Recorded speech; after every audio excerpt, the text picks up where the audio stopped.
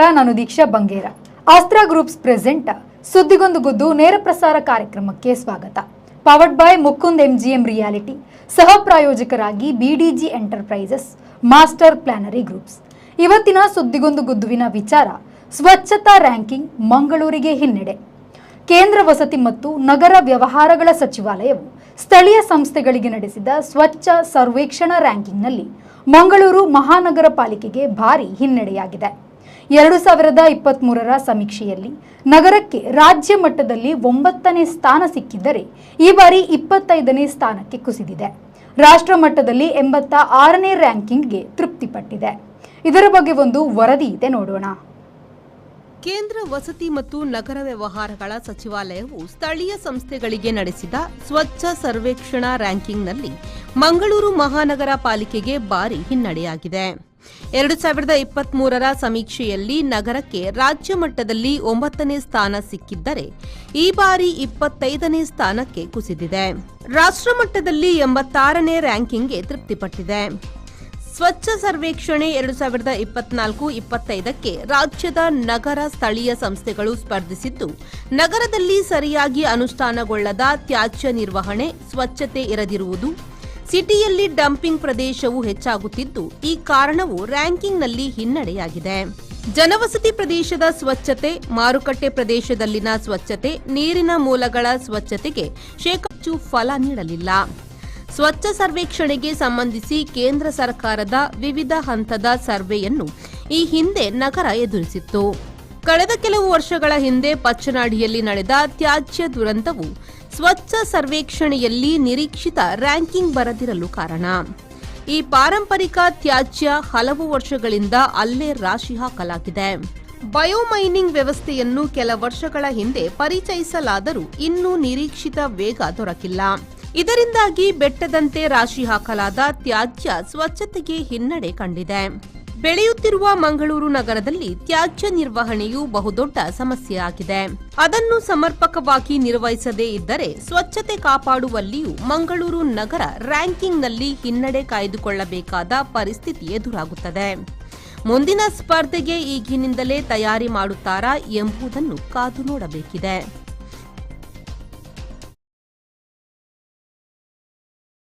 ಈ ವಿಷಯದ ಕುರಿತು ಮಾತನಾಡೋದಕ್ಕೆ ಹಿರಿಯ ಪತ್ರಕರ್ತರಾದಂತಹ ಮೋಹನ್ ಬೋಳಂಗಿ ಸರ್ ಇದ್ದಾರೆ. ಸರ್, ಕಾರ್ಯಕ್ರಮಕ್ಕೆ ಸ್ವಾಗತ. ಸರ್, ಯಾಕೆ ಸರ್ ಮಂಗಳೂರಿಗೆ ಈ ವಿಷಯದಲ್ಲಿ ಒಂದು ಹಿನ್ನಡೆಯಾಗ್ತಾ ಇರ್ಬೋದು ಅಂತ? ನೋಡಿ, ಕಳೆದ 5 ವರ್ಷಗಳ ನೀವು ಮಂಗಳೂರು ಮಹಾನಗರ ಪಾಲಿಕೆಯ ಆಡಳಿತಾವಧಿಯನ್ನು ನೋಡಿದರೆ, ಭಾರತೀಯ ಜನತಾ ಪಕ್ಷ ಇಲ್ಲಿ ಆಡಳಿತವನ್ನು ಮಾಡಿದೆ. 5 ಮಂದಿ ಮೇಯರ್ಗಳು ಅದರ ಚುಕ್ಕಾಣಿಯನ್ನು ಮಾಡಿದ್ದಾರೆ. ವಿವಿಧ ಸ್ಥಾಯಿ ಸಮಿತಿಯ ಅಧ್ಯಕ್ಷರುಗಳು ಇದ್ದಾರೆ.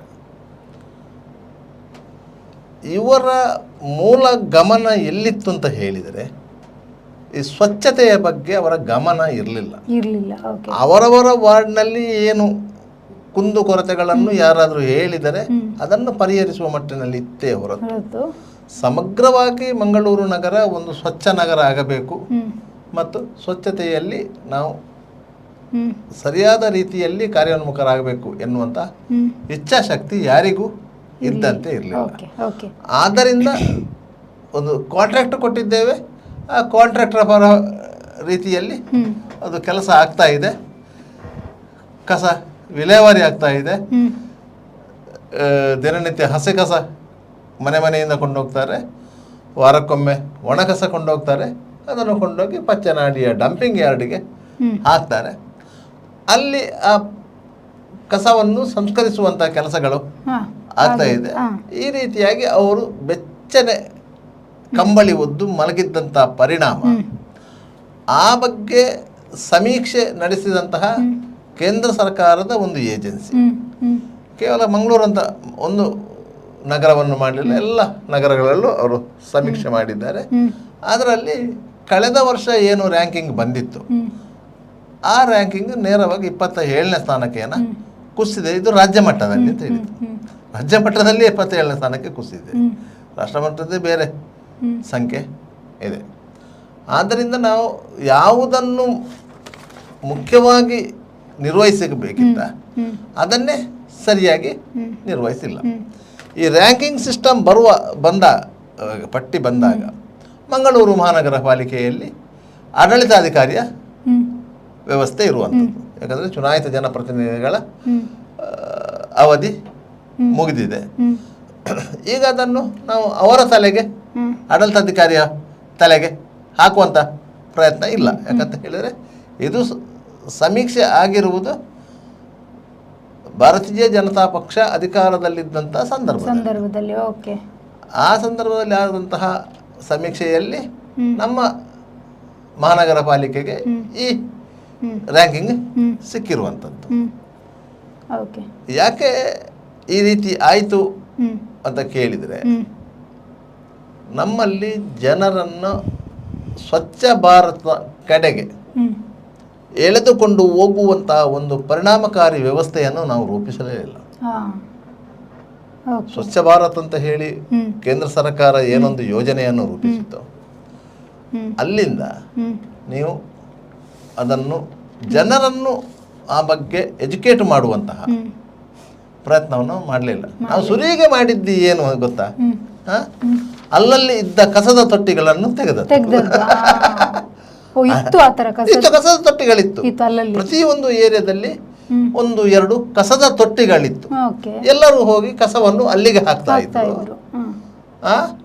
ಅಲ್ಲಿಂದ ಮಹಾನಗರ ಪಾಲಿಕೆಯ ಗಾಡಿ ಬಂದು ಅದನ್ನು ತಗೊಂಡು ಹೋಗ್ತಾ ಇದ್ದರು.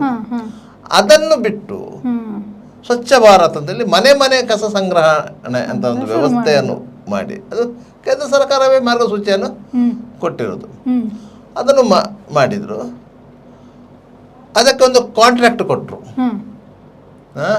ಕಾಂಟ್ರಾಕ್ಟ್ ಕೊಟ್ಟು ಅದ್ಯಾವುದೋ ಪೂರ್ಣದ ಒಂದು ಯಾವುದೋ ಒಂದು ಕಂಪನಿ ಬಂತು ಇಲ್ಲಿ, ಅದನ್ನು ನಿರ್ವಹಣೆ ಮಾಡಿತ್ತು.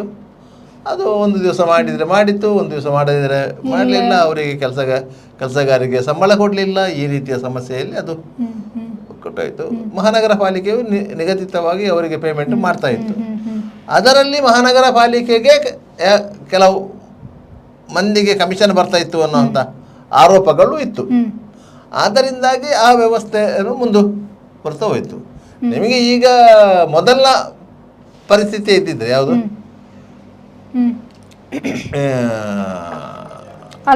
ಕಸದ ತೊಟ್ಟಿಗಳಿದ್ರೆ ಇವತ್ತಿಗೂ ಮನೆ ಮಂದಿ ತಮ್ಮ ಮನೆಯ ಬಾಗಿಲಲ್ಲಿ ಕಸವನ್ನು ಇಡುವುದರ ಬದಲಾಗಿ ಒಂದು 10 ಹೆಜ್ಜೆ ನಡ್ಕೊಂಡು ಹೋಗಿ ಅಲ್ಲಿಗೆ ಹಾಕ್ತಾ ಇದ್ರು. ಯಾರು ಬೇಡ ಅಂತಿಲ್ಲ. ಆದರೆ ಆ ರೀತಿ ಹಾಕಿದರೆ ನಿಮಗೆ ಮನೆಗೆ ತೆರಿಗೆ ಹಾಕುವಂತ ಸಂದರ್ಭದಲ್ಲಿ ಕಸಕ್ಕೆ ಸಂಬಂಧಿಸಿದಂತೆ ತೆರಿಗೆ ಹಾಕ್ಲಿಕ್ಕೆ ಸಾಧ್ಯ ಆಗ್ತಾ ಇರಲಿಲ್ಲ. ಈಗ ತೆರಿಗೆ ಹಾಕುವಾಗ ನೀವು ಕಸಕ್ಕೆ ಸಂಬಂಧಿಸಿದ ತೆರಿಗೆಯನ್ನು ವಸೂಲು ಮಾಡ್ತೀರಿ. ಮೊದಲು ನಿಮಗೆ ತೆರಿಗೆ ಒಂದು 300-400 ರೂಪಾಯಿ ಇದ್ದದ್ದು ತೆರಿಗೆ ಈಗ 1,500, 2,000, 2,500ವರೆಗೆ ತೆರಿಗೆ ಹೋಗಿದೆ. ಯಾಕೆ? ಕಸದ್ದು ಸೇರಿದೆ. ನಾವು ಕಸ ನಿಮ್ಮ ಮನೆಯಿಂದ ತಗೊಂಡು ಹೋಗ್ತೇವೆ ಅಲ್ಲ ಹೇಳಿ. ಆ ರೀತಿಯಾಗಿ ಸಂಪನ್ಮೂಲವನ್ನು ಕ್ರೋಢೀಕರಿಸುವ ಮತ್ತು ಸಂಪನ್ಮೂಲವನ್ನು ಹೆಚ್ಚಿಸುವ ಬರದಲ್ಲಿ ಇಂಥ ಒಂದು ವ್ಯವಸ್ಥೆಗೆ ಆಡಳಿತ ಯಂತ್ರ ಕೈ ಹಾಕಿದೆ. ಆದ್ದರಿಂದಾಗಿ ಇಂತಹ ಸಮಸ್ಯೆ ಸೃಷ್ಟಿಯಾದ್ದು.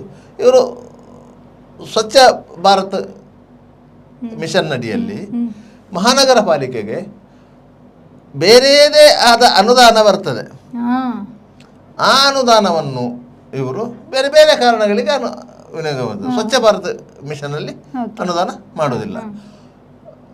ಆ ಅನುದಾನವನ್ನೇ ಇವರು ಬಳಸಿಕೊಂಡು ಪಚ್ಚನಾಡಿಯ ಡಂಪಿಂಗ್ ಯಾರ್ಡನ್ನು ವೈಜ್ಞಾನಿಕ ರೀತಿಯಲ್ಲಿ ಅದನ್ನು ಅಭಿವೃದ್ಧಿಪಡಿಸಬಹುದು. ಈಗ ಸಾಧಾರಣವಾಗಿ ಅಭಿವೃದ್ಧಿ ಆಗಿದೆ, ಇಲ್ಲ ಅಂತ ಅಲ್ಲ, ಇನ್ನೂ ಅಷ್ಟು ಅದು ಅಭಿವೃದ್ಧಿ ಆಗಬೇಕಿತ್ತು. ಎಷ್ಟು ಕಸ ಸಂಗ್ರಹ ಆಗ್ತದೆ ಅಷ್ಟೇ ಸಂಗ್ರಹವನ್ನು ಸಂಸ್ಕರಿಸುವಂಥ ಯೋಜನೆ ಆಗಬೇಕು. ಯಾಕಂದರೆ ಕಸದಿಂದ ರಸ ತೆಗೆಯುವಂಥ ಯೋಜನೆಗಳಿದೆ ಬೇರೆ ಬೇರೆ ಮುಂದುವರೆದ ರಾಷ್ಟ್ರಗಳಲ್ಲಿ, ಅಂತಹ ಯೋಜನೆಗಳಿವೆ. ಯಾಕಂದರೆ ನಮ್ಮ ಮಹಾನಗರ ಪಾಲಿಕೆಯ ಅಧಿಕಾರಿಗಳು ಮತ್ತು ಪಾಲಿಕಾ ಸದಸ್ಯರು ಅಧ್ಯಯನ ಪ್ರವಾಸ ಮಾಡಿದ್ದಾರೆ. ಎಲ್ಲಿಗೆ? ಈ ಬಾರಿ ಸ್ವಚ್ಛ ಸರ್ವೇಕ್ಷಣೆಯಲ್ಲಿ ಪ್ರಥಮ ಸ್ಥಾನ ಈ ಬಾರಿಯೂ ಪಡೆದಿರುವಂಥ, ಕಳೆದ ಬಾರಿಯೂ ಪಡೆದಿರುವಂಥ ಇಂದೋರ್ ನಗರಕ್ಕೆ ಇದೇ ಮಹಾನಗರ ಪಾಲಿಕೆಯಿಂದ ಅಧ್ಯಯನ ಪ್ರವಾಸ ಹೋಗಿದ್ದಾರೆ. ಹೋಗಿ ಅಲ್ಲಿ ಮಜಾ ಮಾಡಿಕೊಂಡು ಬಂದರು ಅಂತ ಹೇಳಿದ್ದು ಬಿಟ್ಟರೆ ಅಲ್ಲಿನ ವ್ಯವಸ್ಥೆಯನ್ನು ಇಲ್ಲಿ ತಂದು ಇಂಪ್ಲಿಮೆಂಟ್ ಮಾಡುವಂಥ ಯೋಜನೆಯನ್ನು ರೂಪಿಸಲಿಲ್ಲ. ಎಷ್ಟು ಇತ್ತು ಅಷ್ಟೇ ಇದ್ದದ್ದು ಮತ್ತಷ್ಟು ಮುಂದುವರಿಯಿತು. ಇಷ್ಟೇ ಆದದ್ದು ಬಿಟ್ಟು ಬೇರೆ ಅಲ್ಲ. ಇದರಿಂದಾಗಿ ಮಂಗಳೂರು ಮಹಾನಗರ ಪಾಲಿಕೆ ಏನಾಗಿದೆ ಅಂತ ಹೇಳಿದರೆ ಅದೊಂದು ಗಬ್ಬೆದ್ದು ನಾರುವ ಸ್ಥಿತಿ ಎಂದು ನಾವು ಸ್ಮಾರ್ಟ್ ಸಿಟಿಗೆ ಆಯ್ಕೆಯಾಗಿದ್ದೇವೆ. ಸ್ಮಾರ್ಟ್ ಸಿಟಿಯ ಕೆಲಸ ಕಾರ್ಯಗಳು ನಡೀತಿದೆ. ಈಗಾಗಲೇ ಒಂದು 25-40% ಕೆಲಸ ಕಾರ್ಯಗಳು ಆಗಿದೆ, ಇನ್ನಷ್ಟು ಕೆಲಸಗಳು ಆಗಲಿಕ್ಕಿದೆ. ಅಂತಹ ಸಂದರ್ಭದಲ್ಲಿ ನೀವು ಒಂದು ನಗರವನ್ನು ಕ್ಲೀನಾಗಿ ಇಟ್ಟುಕೊಳ್ಳಲಿಕ್ಕೆ ಆಗದಿದ್ದರೆ ಅಂಥ ಆಡಳಿತ ವ್ಯವಸ್ಥೆ ಯಾಕೆ ಬೇಕು ಎನ್ನುವಂಥ ಪ್ರಶ್ನೆಯೂ ಬರ್ತದೆ. ಆದ್ದರಿಂದಾಗಿ ಈಗ ಹೇಗೂ ಆಡಳಿತಾಧಿಕಾರಿ ಅವರ ಕೈಯಲ್ಲಿದೆ ಆಡಳಿತ, ಜನಪ್ರತಿನಿಧಿಗಳ ಕೈಯಲ್ಲಿಲ್ಲ. ಒಂದು ವೇಳೆ ಜನಪ್ರತಿನಿಧಿಗಳೇ ಇದಕ್ಕೆ ಉತ್ತರದಾಯಿತ್ವ ಇರಬೇಕು. ಯಾಕಂತ ಹೇಳಿದರೆ ಮುಂದಿನ ಚುನಾವಣೆಯಲ್ಲಿ ಅವರೆಲ್ಲರೂ ಮತ್ತೊಮ್ಮೆ ಸ್ಪರ್ಧೆಗೆ ಅಣಿಯಾಗ್ತಾ ಇದ್ದಾರೆ. ಆದ್ದರಿಂದಾಗಿ ಅವರು ಅದನ್ನಾದರೂ ಮಾಡಬೇಕು. ಒಟ್ಟಾರೆ ಮಂಗಳೂರಲ್ಲಿ ನಿಮಗೆ ಸಮಸ್ಯೆ ಏನು ಅಂತ ಕೇಳಿದರೆ ಯಾವ ಸಮಸ್ಯೆ ಇಲ್ಲ. ನೇತ್ರಾವತಿಯಲ್ಲಿ ನೀರಿದ್ದರೆ ಕುಡಿಲಿಕ್ಕೆ ನೀರಿಗೆ ತೊಂದರೆ ಇಲ್ಲ. ನೇತ್ರಾವತಿಯಲ್ಲಿ ನೀರಿದ್ದರೆ ಕುಡಿಲಿಕ್ಕೆ ನೀರಿಗೆ ತೊಂದರೆ ಇಲ್ಲ. ಮತ್ತೆ ರಸ್ತೆ ಡೆವಲಪ್ ಆಗಿದೆ, ತೋಡು ಆಗಲಿಲ್ಲ, ಚರಂಡಿ ಹೂಳೆತ್ತಲಿಲ್ಲ, ಮಳೆ ಬಂದರೆ ನೀರು ಹೋಗಲಿಕ್ಕೆ ದಾರಿ ಇಲ್ಲ. ಇಷ್ಟು ಬಿಟ್ಟರೆ ನಮ್ಮ ಸಮಸ್ಯೆಗಳು ಬೇರೆ ಇಲ್ಲ. ಜನರಿಗೆ ಇರುವ ಸಮಸ್ಯೆ ಏನು? ಮಳೆ ಬಂದರೆ ಮಾತ್ರ ನೀರು ಹೋಗುವುದಿಲ್ಲ, ಚರಂಡಿ ಹೂಳೆತ್ತಲಿಲ್ಲ, ನೀರು ಮನೆಗೆ ನುಗ್ತದೆ. ಇಷ್ಟು ಬಿಟ್ಟರೆ ಬೇರೆ ಸಮಸ್ಯೆ ಇಲ್ಲ. ಯಾಕಂತ ಹೇಳಿದರೆ ಮಂಗಳೂರು ಮಹಾಜನತೆ ಹೇಗೆ ಅಂತ ಹೇಳಿದರೆ ಅತ್ಯಂತ ಉದಾರವಾದಿಗಳು. ಅವರಿಗೆ ಯಾವ ರೀತಿಯ ಕಷ್ಟಗಳು ಬಂದರೂ ಸಹ ಅದನ್ನು ಹೊಟ್ಟೆಯೊಳಗೆ ಹಾಕಿಕೊಂಡು ನಮ್ಮ ಪಕ್ಷ, ನಮ್ಮ ಲೀಡರು ಅಂತ ಹೇಳಿ ಹೆಮ್ಮೆಯಿಂದ ಹೇಳ್ಕೊಳ್ತಾರೆ. ಎಷ್ಟೇ ಕಷ್ಟ ಬಂದರು ಸಹ ಅವರು ನಮ್ಮ ಇವರು ಹೀಗೀಗೆ ಮಾಡಿದ್ದಾರೆ, ಅವರು ಕೆಲಸ ಮಾಡಲಿಲ್ಲ, ಈ ಸಾರಿ ಅವರನ್ನು ನಾವು ಗೆಲ್ಲಿಸುವುದಿಲ್ಲ, ಅವರಿಗೆ ಓಟ್ ಹಾಕುವುದಿಲ್ಲ ಅಂತ ಯಾವುದೇ ಒಂದು ಅಪಸ್ವರಗಳನ್ನು ಅವರು ಎತ್ತುವುದಿಲ್ಲ. ಅದರಿಂದ ಅಷ್ಟು ಉದಾರವಾದಿಗಳು ಇರುವುದರಿಂದಲೇ ಮಂಗಳೂರು ನಗರದ ಪರಿಸ್ಥಿತಿ ಈ ರೀತಿ ಆಗಿರುವುದು. ಇದೇ ಪರಿಸ್ಥಿತಿ ಬೇರೆ ನಗರಗಳಲ್ಲಿ ಆಗಿದ್ದರೆ, ಒಂದು ಪ್ರಬಲವಾದಂತಹ ಒಂದು ವಿರೋಧ ಪಕ್ಷಗಳು ಇದ್ದರೆ, ಯಾಕಂದರೆ ಈಗ ಇರುವ ವಿರೋಧ ಪಕ್ಷಗಳು ಹಿಂದೆ ಆಡಳಿತ ಪಕ್ಷದಲ್ಲಿದ್ದವುಗಳು, ಅವರು ಆ ಸಂದರ್ಭದಲ್ಲಿ ಮಾಡಿದ್ದು ಇದನ್ನೇ. ಆದ್ದರಿಂದಲೇ ಅವರಿಗೂ ಅದನ್ನು ಪ್ರತಿಭಟಿಸುವಂಥ ಹಕ್ಕಿಲ್ಲ. ಮತ್ತು ಇಲ್ಲಿ ಪ್ರತಿಭಟನೆ ಮಾಡುತ್ತಿರುವಂತಹ ಕೆಲವೊಂದು ಏಜೆನ್ಸಿಗಳಿವೆ, ಅದು ಪ್ರತಿಭಟನೆಗಾಗಿಯೇ ಇರುವಂಥವ್ರು. ಅವರು ಯಾವುದಕ್ಕೂ ಪ್ರತಿಯೊಂದಕ್ಕೂ ಪ್ರತಿಭಟನೆ ಮಾಡ್ತಾರೆ ಹೊರತು ಅದರ ಸಾಧಕ ಬಾಧಕಗಳೇನು ಎನ್ನುವುದನ್ನು ಆಲೋಚನೆ ಮಾಡುವುದಿಲ್ಲ. ನಾವು ಪ್ರತಿಭಟನೆ ಮಾಡಿದ್ದೇವೆ, ಧ್ವನಿ ಎತ್ತಿದ್ದೇವೆ, ಇಷ್ಟು ಹೇಳ್ತಾರೆ ಹೊರತು ಅದನ್ನು ಬೆನ್ನು ಬಿದ್ದು ಅದನ್ನು ಸರಿದಾರಿಗೆ ತರಬೇಕು, ಅವರನ್ನು ಸರಿದಾರಿಗೆ ತರಬೇಕು ಎನ್ನುವುದನ್ನು ಯಾವುದು ಮಾಡಲಿಲ್ಲ. ಆದ್ದರಿಂದಾಗಿ ಮಂಗಳೂರು ನಗರದ ಒಟ್ಟಾರೆ ವ್ಯವಸ್ಥೆ ಈ ರೀತಿಯಾಗಿ ಇದೆ. ಅದೇ ಮಂಗಳೂರು ನಗರವನ್ನು ಈಗ ಗ್ರೇಟರ್ ಮಂಗಳೂರು ಆಗಿ ಮಾಡಬೇಕಂತ ಒಂದು ಪ್ರಸ್ತಾಪನೆ ಇದೆ. ಈಗ ಇರುವಂಥ 60 ವಾರ್ಡ್ಗಳ ಸಮಸ್ಯೆ ಹೀಗಿದೆ. ಇನ್ನು ಮುಲ್ಕಿಯಿಂದ ತಲಪಾಡಿವರೆಗೆ, ಈಚೆಯಿಂದ ಅರ್ಕುಳದವರೆಗೆ ಸೇರಿಸಿಕೊಂಡು ಗ್ರೇಟರ್ ಮಂಗಳೂರು ಮಾಡಿದರೆ ವಾರ್ಡ್ಗಳ ಸಂಖ್ಯೆ ಡಬಲ್ ಆಗುತ್ತೆ. ಮೇಂಟೈನ್ ಮಾಡಲಿಕ್ಕೆ ಸಾಧ್ಯನೇ ಇಲ್ಲ. ಯಾಕಂದ್ರೆ ಈಗ ನೋಡಿ ಬೆಂಗಳೂರು ಬೃಹತ್ ಮಹಾನಗರ ಪಾಲಿಕೆಯನ್ನು 5 ಮಹಾನಗರ ಪಾಲಿಕೆಗೆ ಡಿವೈಡ್ ಮಾಡಿದ್ರು. ಯಾಕಂದ್ರೆ ಮೇಂಟೈನ್ ಮಾಡ್ಲಿಕ್ಕೆ ಆಗುವುದಿಲ್ಲ, ಆಡಳಿತ ವ್ಯವಸ್ಥೆಯನ್ನು ಮಾಡ್ಲಿಕ್ಕೆ ಆಗುವುದಿಲ್ಲ. ಈ ರೀತಿಯಾಗಿ ವ್ಯವಸ್ಥೆ ಇದೆ. ಯಾಕಂತ ಹೇಳಿದ್ರೆ ಈ ಹಿಂದಿನಿಂದಲೂ ಅಷ್ಟೇ, ನೀವು ಪಂಚಾಯತ್ಗಳನ್ನು 3 ಪಂಚಾಯತ್ಗಳನ್ನು ಸೇರಿಸಿ ಮಂಡಲ ಪಂಚಾಯತ್ ಅಂತ ಮಾಡಿದಂಥ ಒಂದು ಕಲ್ಪನೆ ಇತ್ತು. ಆ ಸಂದರ್ಭದಲ್ಲಿ ಅದೇ ರೀತಿ ಆಯಿತು. 3 ಪಂಚಾಯತ್ಗಳನ್ನು ಸೇರಿ ಮಂಡಲ ಪಂಚಾಯತ್ ಮಾಡಿದಾಗ ಅದನ್ನು ಮೇಂಟೈನ್ ಮಾಡಲಿಕ್ಕೆ ಆಗಲಿಲ್ಲ ಮಂಡಲ ಪಂಚಾಯತಿಗೆ. ಮತ್ತೆ ಪುನಃ ಪಂಚಾಯತ್ ವ್ಯವಸ್ಥೆ ಬಂತು. 3 ಸ್ತರದ ಪಂಚಾಯತ್ ಅಂತ ಮಾಡಬೇಕಂತ. ಈಗಲೂ 3 ಸ್ತರದ ಪಂಚಾಯತ್ ವ್ಯವಸ್ಥೆ ಇದೆ. ಮೊದಲಾದರೆ ಮಂಡಲ ಪಂಚಾಯತ್ ಮತ್ತು ಜಿಲ್ಲಾ ಪಂಚಾಯತ್ ಅಂತ ಇದ್ದದ್ದು ಮಾಡಿತ್ತು. ಆ ರೀತಿ ಇತ್ತು. ಈಗಲೂ ಅಷ್ಟೇ. ಇದನ್ನು ಬೃಹತ್ ಮಂಗಳೂರು ಮಹಾನಗರ ಪಾಲಿಕೆ ಮಾಡಿದರೆ ನೀವು ಈಗ ಏನು ಒಂದು ಸ್ವಚ್ಛ ರೀತಿಯಲ್ಲಿ ಹೊರ ಪ್ರದೇಶಗಳಿವೆ, ಅದಾದರೂ ಚೆನ್ನಾಗಿರಲಿ ಅಂತ. ಯಾಕಂದರೆ ಇಲ್ಲಿ ಮಂಗಳೂರನ್ನು ಕೇಂದ್ರ ಸ್ಥಾನವಾಗಿ ಇಟ್ಟುಕೊಂಡು ಅದನ್ನು ನೀವು ಮೇಂಟೈನ್ ಮಾಡಲಿಕ್ಕೆ ಆಗೋದಿಲ್ಲ. ನೀವು ಅಲ್ಲಿನ ಅಧಿಕಾರಿ ವರ್ಗವನ್ನು ನಿಯಂತ್ರಿಸಲಿಕ್ಕೆ ಆಗೋದಿಲ್ಲ. ಅಲ್ಲಿನ ಅಧಿಕಾರಿ ವರ್ಗದ ಹತ್ರ ನಿಮಗೆ ಕೆಲಸ ತೆಗೆಸಲಿಕ್ಕೆ ಆಗೋದಿಲ್ಲ. ಸ್ಥಳೀಯ ಜನಪ್ರತಿನಿಧಿಗಳು ಅದರ ಬಗ್ಗೆ ಸರಿಯಾದ ರೀತಿಯಲ್ಲಿ ಮೇಲುಸ್ತುವಾರಿ ನೋಡ್ಲಿಕ್ಕೆ ಆಗೋದಿಲ್ಲ. ಯಾವುದೇ ಜನಪ್ರತಿನಿಧಿಗಳಿರಲಿ ನೋಡಿ, ಅವ್ರು ಮೇಲುಸ್ತುವಾರಿ ನೋಡ್ಲಿಕ್ಕೆ ಆಗೋದೇ ಇಲ್ಲ. ಅಂತ ಪರಿಸ್ಥಿತಿಯಲ್ಲಿದೆ. ಅದರಿಂದಾಗಿ ಮಂಗಳೂರು ನಗರ ಕಸದ ಕೊಂಪೆಯಾಗಿ ಹೋಗಿದೆ, ತೊಟ್ಟಿಯಾಗಿದೆ. ಇದನ್ನು ಸರಿಯಾಗಿ ನಿಯಂತ್ರಣ ಮಾಡಲಿಕ್ಕಿಲ್ಲ. ಅದರಲ್ಲಿರುವ ಕಾರ್ಮಿಕರನ್ನು ಕೇಳುವವರಿಲ್ಲ. ಒಂದೊಂದು ವಾಹನಕ್ಕೆ ಒಬ್ಬೊಬ್ಬರು ಸೂಪರ್ವೈಸರ್ಗಳಿರ್ತಾರೆ, ಅವರೆಲ್ಲಿರ್ತಾರ, ವಾಹನ ಎಲ್ಲಿರ್ತಾರ, ಅದರ ಕೆಲಸಗಾರರು ಎಲ್ಲಿರ್ತಾರ ಗೊತ್ತಿರೋದಿಲ್ಲ. ಶುಕ್ರವಾರದ ಒಂದು ದಿವಸ ಹಸಿ ಕಸ ಕೊಂಡೋಗ್ಲಿಕ್ಕೆ ಅಂತ ಹೇಳಿ ಗಾಡಿ ಬಾರದೇ ಇದ್ದಲ್ಲಿ ಶುಕ್ರವಾರ ಒಂದು ದಿವಸ ಯಾಕಂದರೆ ಶುಕ್ರವಾರ ಒಂದು ದಿವಸ ಒಣ ಕಸ ಕೊಂಡೋಗೋದು ಅಂತ ಹೇಳಿ, ಮತ್ತು ವಾರದ ಎಲ್ಲ ದಿವಸಗಳಲ್ಲಿ ಹಸಿ ಕಸ ಕೊಂಡೋಗ್ತಾರೆ. ಒಂದು ವೇಳೆ ಒಂದು ದಿವಸ ಹಸಿ ಕಸ ಬ್ಲಾಕ್ ಆದರೆ ನಿಮಗೆ ಆ ಪರಿಸರದಲ್ಲಿ ನಿಲ್ಲಲಿಕ್ಕೆ ಸಾಧ್ಯನೇ ಇಲ್ಲ. ಅಂತಹ ಪರಿಸ್ಥಿತಿಯಲ್ಲಿ ಇರುವಾಗ ನೀವು ಸ್ವಚ್ಛ ಭಾರತ್ ಮಿಷನ್ನ ಅಡಿಯಲ್ಲಿ ಇಂತಹ ಸ್ವಚ್ಛ ಸರ್ವೇಕ್ಷಣಾ ಅಭಿಯಾನ ಸಮೀಕ್ಷೆ ನಡೆಸಿದಂಥ ಸಂದರ್ಭದಲ್ಲಿ ಸ್ವಲ್ಪ ಆದರೂ ಅಧಿಕಾರಿ ವರ್ಗಕ್ಕೆ ತಲೆ ಬೇಕಿತ್ತ ಬೇಡವಾ? ಬೇಕಿತ್ತು. ಅಭಿಯಾನ ನಡೆಸಲಿಕ್ಕೆ, ಸಮೀಕ್ಷೆ ನಡೆಸಲಿಕ್ಕೆ ಬಂದಂಥ ಅಧಿಕಾರಿಗಳನ್ನ ಒಂದು ಒಳ್ಳೆ ರಸ್ತೆಯಲ್ಲಿ ಕರ್ಕೊಂಡು ಹೋಗೋದಲ್ಲ. ನೋಡಿ ಸ್ವಾಮಿ, ಇಂಥ ರಸ್ತೆ ಚೆನ್ನಾಗಿದೆ, ಮೊದಲು ಮಾಡ್ತಿದ್ದ ಅದೇ, ಅದು ಆರೋಗ್ಯ ಇಲಾಖೆಯ ಅಧಿಕಾರಿಗಳ ಜವಾಬ್ದಾರಿ. ಅದು ಅವರನ್ನು ಎಲ್ಲೆಲ್ಲಿಗೆ ಕರ್ಕೊಂಡೋಗಿ ಜಾಗ ತೋರಿಸುವುದು ಅಂತ ಹೇಳಿ. ಈ ಸಾರಿ ಜಾಗ ತೋರಿಸಲಿಕ್ಕೆ ಜನ ಇರಲಿಲ್ಲ.